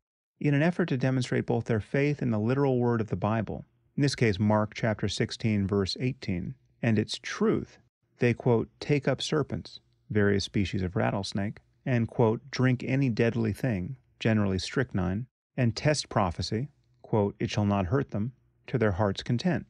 Some of them die in the process, of course, as did their founder George Hensley of snakebite in 1955, proof we can be sure not of the weakness of their faith, but of the occasional efficacy of rattlesnake venom and strychnine as poisons. Which beliefs one takes to be foundational will dictate what seems reasonable at any given moment. When the members of the Heaven's Gate cult failed to spot the spacecraft they knew must be trailing the comet Hale-Bopp, they returned the $4,000 telescope they had bought for this purpose, believing it to be defective. I'll just say that in one of my earlier podcasts, I spent about, half hour or so contemplating the Heaven's Gate cult after having watched their exit interviews and read much more of their material than I had before writing this book. Just a mind-boggling phenomenon. And if you're interested, I would point you to that podcast, the title of which is Through the Eyes of a Cult. That was podcast number 7. Where faith really pays its dividends, however, is in the conviction that the future will be better than the past, or at least not worse. Consider the celebrated opinion of Julian of Norwich, who lived between 1342 and 1413, who distilled the message of the Gospels in this memorable sentence: all shall be well, and all shall be well, and all manner of things shall be well. The allure of most religious doctrines is nothing more sublime or inscrutable than this. Things will turn out well in the end. Faith is offered as a means by which the truth of this proposition can be savored in the present and secured in the future. It is, I think, indisputable that the actual existence of such a mechanism, the fact that uttering a few words and eating a cracker is an effective means of redemption, the certainty that God is watching, listening, and waiting to bestow his blessings upon one and all, in short, the literal correspondence of doctrine with reality itself, is of sole importance to the faithful. And now I have a quotation from a work of history describing something that happened in the Middle Ages. Quote, the amazing pestilence reached Paris that June of 1348, and it was to afflict the city for a year and a half. King Philip asked the medical faculty of the University of Paris for an explanation of the disaster. The professors reported that a disturbance in the skies had caused the sun to overheat the oceans near India, and the waters had begun to give off noxious vapors. The medical faculty offered a variety of remedies. Broth would help, for example, if seasoned with ground pepper, ginger, and cloves. Poultry, waterfowl, young pork, and fatty meat in general were to be avoided. Olive oil could be fatal. Bathing was dangerous, but enemas could be helpful. Quote, men must preserve chastity, the doctors warned, if they value their lives. The king still worried about the divine wrath. He issued an edict against blasphemy. For the first offense, the blasphemer's lip would be cut off. A second offense would cost him the other lip. A third, the tongue. The town authorities reacted with a series of stern measures to halt the spreading panic. They ordered the tolling of the bells to cease. They outlawed the wearing of black clothing. They forbade the gathering of more than 2 people at a funeral, or any display of grief in public. And to placate the angry God who had brought this affliction, they banned all work afternoon on Saturdays, all gambling and swearing, and they demanded that everyone living in sin get married immediately. Lee Muisis, an abbot of Tournai, recorded happily that the number of marriages increased considerably, profanity was no longer heard, and gambling declined so much the makers of dice turned to making rosaries. He also recorded that in this newly virtuous place, 25,000 citizens died of the plague and were buried in large pits on the outskirts of the town. End quote. Where did the religious beliefs of these people leave off and their worldly beliefs begin? Can there be any doubt that the beleaguered Christians of the 14th century were longing for knowledge, that is, beliefs that are both true and valid, about the plague, about its cause and mode of transmission, and hoping thereby to find an effective means by which to combat it? Was their reliance upon the tenets of faith enforced by anything but the starkest ignorance? If it had been known, for instance, that this pestilence was being delivered by merchant ships, that rats were climbing ashore from every hold, and that upon each rat were legions of fleas carrying the plague bacillus, would the faithful have thought their energies best spent cutting the tongues out of blasphemers, silencing bells, dressing in bright colors, and making liberal use of enemas? A sure way to win an argument with these unhappy people would have been with penicillin, delivered not from a land where other, quote, cultural perspectives hold sway, but from higher up on the slopes of the real. Faith and madness. We have seen that our beliefs are tightly coupled to the structure of language and to the apparent structure of the world. Our, quote, freedom of belief, if it exists at all, is minimal. Is a person really free to believe a proposition for which he has no evidence? No.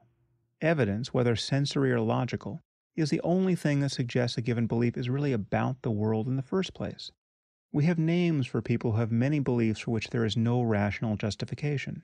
When their beliefs are extremely common, we call them religious. Otherwise, they are likely to be called mad, psychotic, or delusional. Most people of faith are perfectly sane, of course, even those who commit atrocities on account of their beliefs. But what is the difference between a man who believes that God will reward him with 72 virgins if he kills a score of Jewish teenagers, and one who believes that creatures from Alpha Centauri are beaming him messages of world peace through his hairdryer? There is a difference, to be sure, but it is not one that places religious faith in a flattering light. It takes a certain kind of person to believe what no one else believes, to be ruled by ideas for which you have no evidence, and which therefore cannot be justified in conversation with other human beings, is generally a sign that something is seriously wrong with your mind. Clearly, there is sanity in numbers, and yet it is merely an accident of history that it is considered normal in our society to believe that the Creator of the universe can hear your thoughts, while it is demonstrative of mental illness to believe that He's communicating with you by having the rain tap in Morse code on your bedroom window. And so while religious people are not generally mad, their core beliefs absolutely are. This is not surprising, since most religions have merely canonized a few products of ancient ignorance and derangement, and passed them down to us as though they were primordial truths. This leaves billions of us believing what no sane person could believe on his own. In fact, it is difficult to imagine a set of beliefs more suggestive of mental illness than those that lie at the heart of many of our religious traditions. Consider one of the cornerstones of the Catholic faith, and this is the Apostles' Creed. I likewise profess that in the Mass a true, proper, and propitiatory sacrifice is offered to God on behalf of the living and the dead, and that the body and the blood, together with the soul and the divinity of our Lord Jesus Christ, is truly, really, and substantially present in the most holy sacrament of the Eucharist. And there is a change of the whole substance of the bread into the body, and of the whole substance of the wine into blood. And this change the Catholic Mass calls transubstantiation. I also profess that the whole and entire Christ, and a true sacrament, is received under each separate species." End quote. Jesus Christ, who, as it turns out, was born of a virgin, cheated death, and rose bodily into the heavens, can now be eaten in the form of a cracker. A few Latin words spoken over your favorite Burgundy, and you can drink his blood as well. Is there any doubt that a lone subscriber to these beliefs would be considered mad? Rather, is there any doubt that he would be mad? The danger of religious faith is that it allows otherwise normal human beings to reap the fruits of madness and consider them holy. Because each new generation of children is taught that religious propositions need not be justified in the way that all others must, civilization is still besieged by the armies of the preposterous. We are even now killing ourselves over ancient literature. Who could have thought that something so tragically absurd could be possible? What should we believe? We believe most of what we believe about the world because others have told us to. Reliance upon the authority of experts and upon the testimony of ordinary people is the stuff of which worldviews are made. In fact, the more educated we become, the more our beliefs come to us at second hand. A person who believes only those propositions for which he can provide full sensory or theoretical justification will know almost nothing about the world. That is, if he is not swiftly killed by his own ignorance. How do you know that falling from a great height is hazardous to your health? Unless you have witnessed someone die in this way, you have adopted this belief on the authority of others. This is not a problem. Life is too short and the world too complex for any of us to go it alone in epistemological terms. We are ever reliant on the intelligence and accuracy, if not the kindness, of strangers. This does not suggest, however, that all forms of authority are valid, nor does it suggest that even the best authorities will always prove reliable. There are good arguments and bad ones, precise observations and imprecise ones, and each of us has to be the final judge of whether or not it's reasonable to adopt a given belief about the world. Consider the following sources of information. 1. The anchorman on the evening news says that a large fire is burning in the state of Colorado. 100,000 acres have burned, and the fire is still completely uncontained. 2. Biologists say that DNA is the molecular basis of sexual reproduction. Each of us resembles our parents because we inherit a complement of their DNA. Each of us has arms and legs because our DNA coded for the proteins that produce them during our early development. 3. The Pope says that Jesus was born of a virgin and resurrected bodily after death. He is the Son of God, who created the universe in 6 days. If you believe this, you will go to heaven after death. If you don't, you will go to hell, where you will suffer for eternity. I should probably say as a point of clarification here that Catholics are fairly circumspect in making claims now about the afterlife. I haven't heard many Catholics or any recent pope talk about hell. Can't say I have been listening all that much, but it seems to me that they are different from evangelicals, say, in this regard. And so I would expect many Catholics, though perhaps not all, to recoil from this particular summary of church teaching, but that's actually irrelevant in the present context. Back to the book. What is the difference between these forms of testimony? Why isn't every, quote, expert opinion equally worthy of our respect? Given our analysis thus far, it should not be difficult to grant authority to 1 and 2 while disregarding 3. Proposition 1. Why do we find the news story about the fire in Colorado persuasive? It could be a hoax. But what about those televised images of hillsides engorged by flame, and of planes dropping fire retardant? Maybe there is a fire, but it's in a different state. Perhaps it's really Texas that is burning. Is it reasonable to entertain such possibilities? No. Why not? Here's where the phrase common sense begins to earn its keep. Given our beliefs about the human mind, the success of our widespread collaboration with other human beings, and the degree to which we all rely on the news, it is scarcely conceivable that a respected television network and a highly paid anchorman are perpetrating a hoax, or that thousands of firefighters, newsmen, and terrified homeowners have mistaken Texas for Colorado. Implicit in such common-sense judgments lurks an understanding of the causal connections between various processes in the world, the likelihood of different outcomes, and the vested interests or lack thereof of those whose testimony we are considering. What would a professional news anchor stand to gain from lying about a fire in Colorado? We need not go into the details here. If the anchor on the evening news says that there is a fire in Colorado and then shows us images of burning trees, we can be reasonably sure that there really is a fire in Colorado. Proposition 2. What about the, quote, truths of science? Are they true? Much has been written about the inherent provisionality of scientific theories. Karl Popper has told us that we never prove a theory right, we merely fail to prove it wrong. Thomas Kuhn has told us that scientific theories undergo wholesale revision with each generation, and therefore do not converge on the truth. There's no telling which of our current theories will be proved wrong tomorrow. So how much confidence can we have in them? Many unwary consumers of these ideas have concluded that science is just another area of human discourse, and as such is no more anchored to the facts of this world than literature or religion are. All truths are up for grabs. But all spheres of discourse are not on the same footing, for the simple reason that not all spheres of discourse seek the same footing, or any footing whatsoever. Science is science because it represents our most committed effort to verify that our statements about the world are true, or at least not false. We do this by observation and experiment within the context of a theory.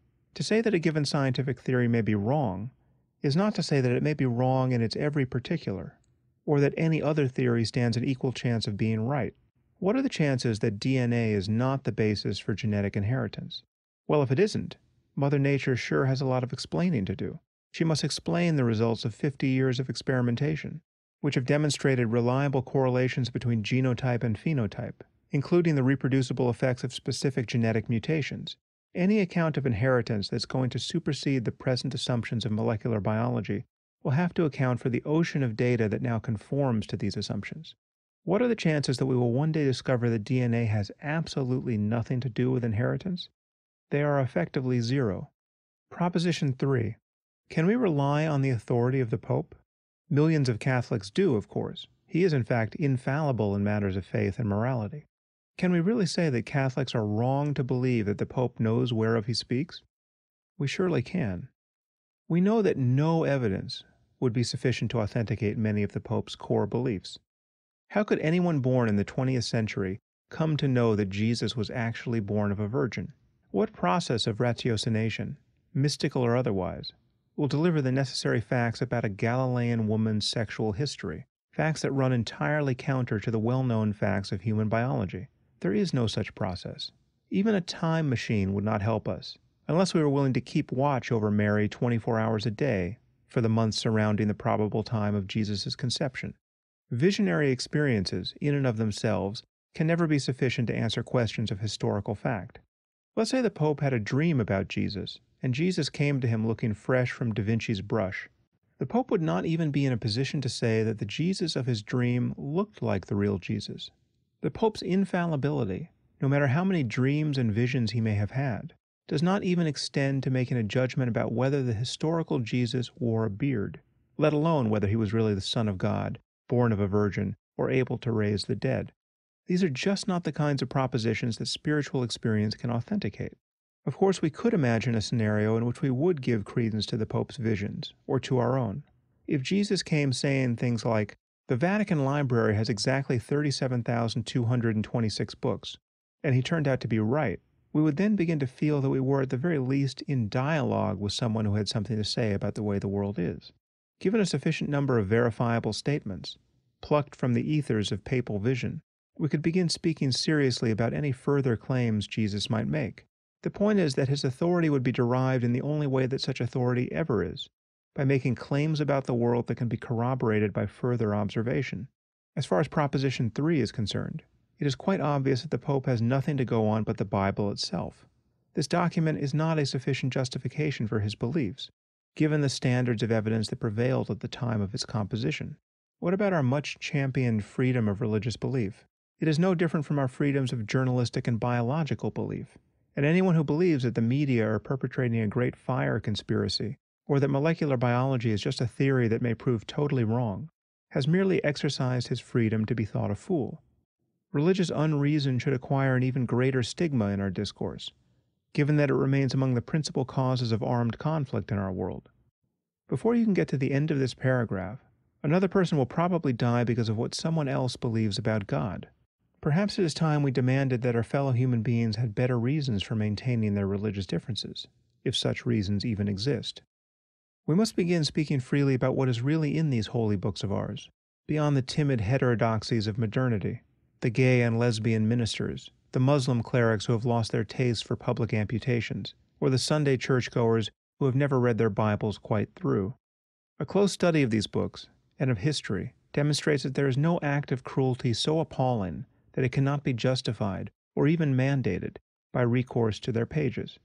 It is only by the most acrobatic avoidance of passages whose canonicity has never been in doubt that we can escape murdering one another outright for the glory of God. Bertrand Russell had it right when he made the following observation, quote, "The Spaniards in Mexico and Peru used to baptize Indian infants and then immediately dash their brains out. By this means they secured these infants went to heaven. No Orthodox Christian can find any logical reason for condemning their action, although all nowadays do so. In countless ways, the doctrine of personal immortality in its Christian form has had disastrous effects upon morals." End quote. It is true that there are millions of people whose faith moves them to perform extraordinary acts of self-sacrifice for the benefits of others. The help rendered to the poor by Christian missionaries in the developing world demonstrates that religious ideas can lead to actions that are both beautiful and necessary. But there are far better reasons for self-sacrifice than those that religion provides. The fact that faith has motivated many people to do good things does not suggest that faith itself is a necessary or even good motivation for goodness. It can be quite possible, even reasonable, to risk one's life to save others without believing any incredible ideas about the nature of the universe. And now, as an aside, I would say that I tend to make this point by simply saying that religion gives people bad reasons to be good, where good reasons are available. Back to the text. By contrast, the most monstrous crimes against humanity have invariably been inspired by unjustified belief. This is nearly a truism. Genocidal projects tend not to reflect the rationality of their perpetrators simply because there are no good reasons to kill peaceful people indiscriminately.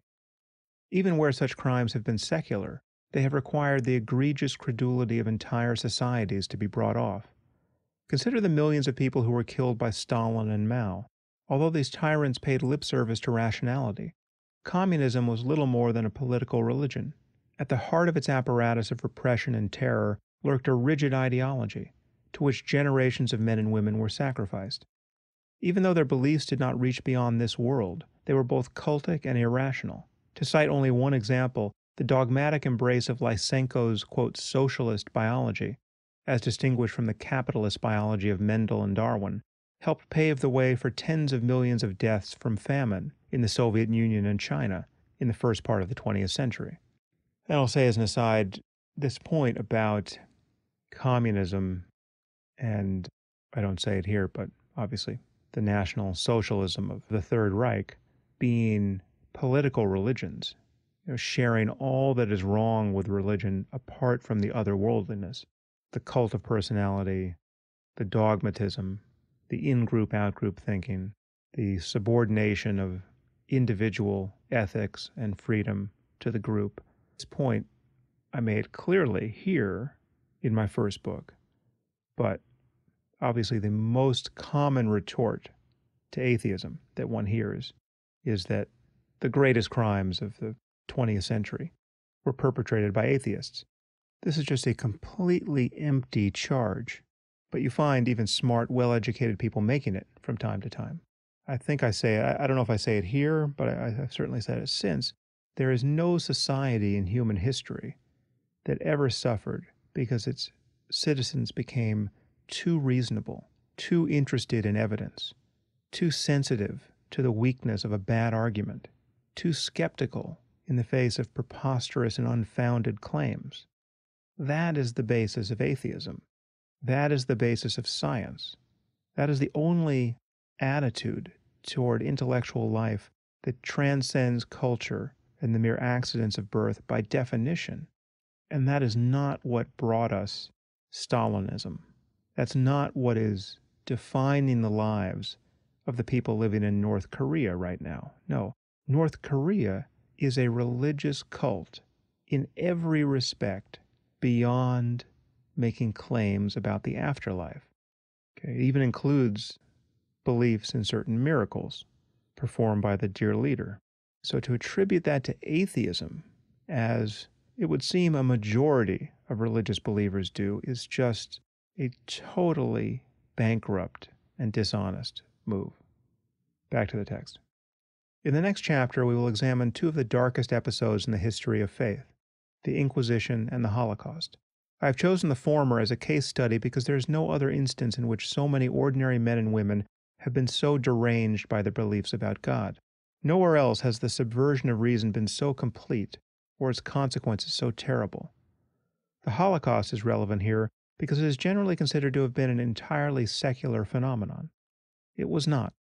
The anti-Semitism that built the crematoria brick by brick, and that still thrives today, comes to us by way of Christian theology. Knowingly or not, the Nazis were agents of religion. And no doubt I unpack that final statement more in the next chapter.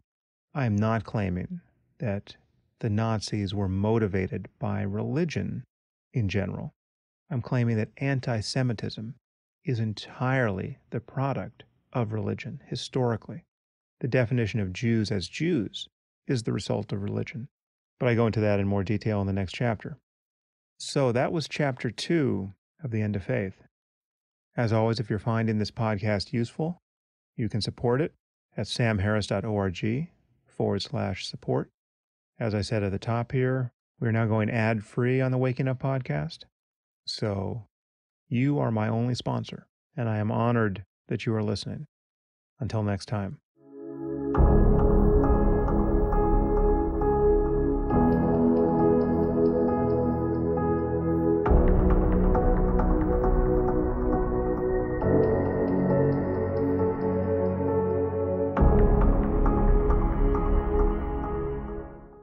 If you enjoyed this podcast, there are several ways you can support it. You can leave reviews on iTunes or Stitcher or wherever you happen to listen to it. You can share it on social media with your friends. You can discuss it on your own blog or podcast, or you can support it directly at samharris.org/support.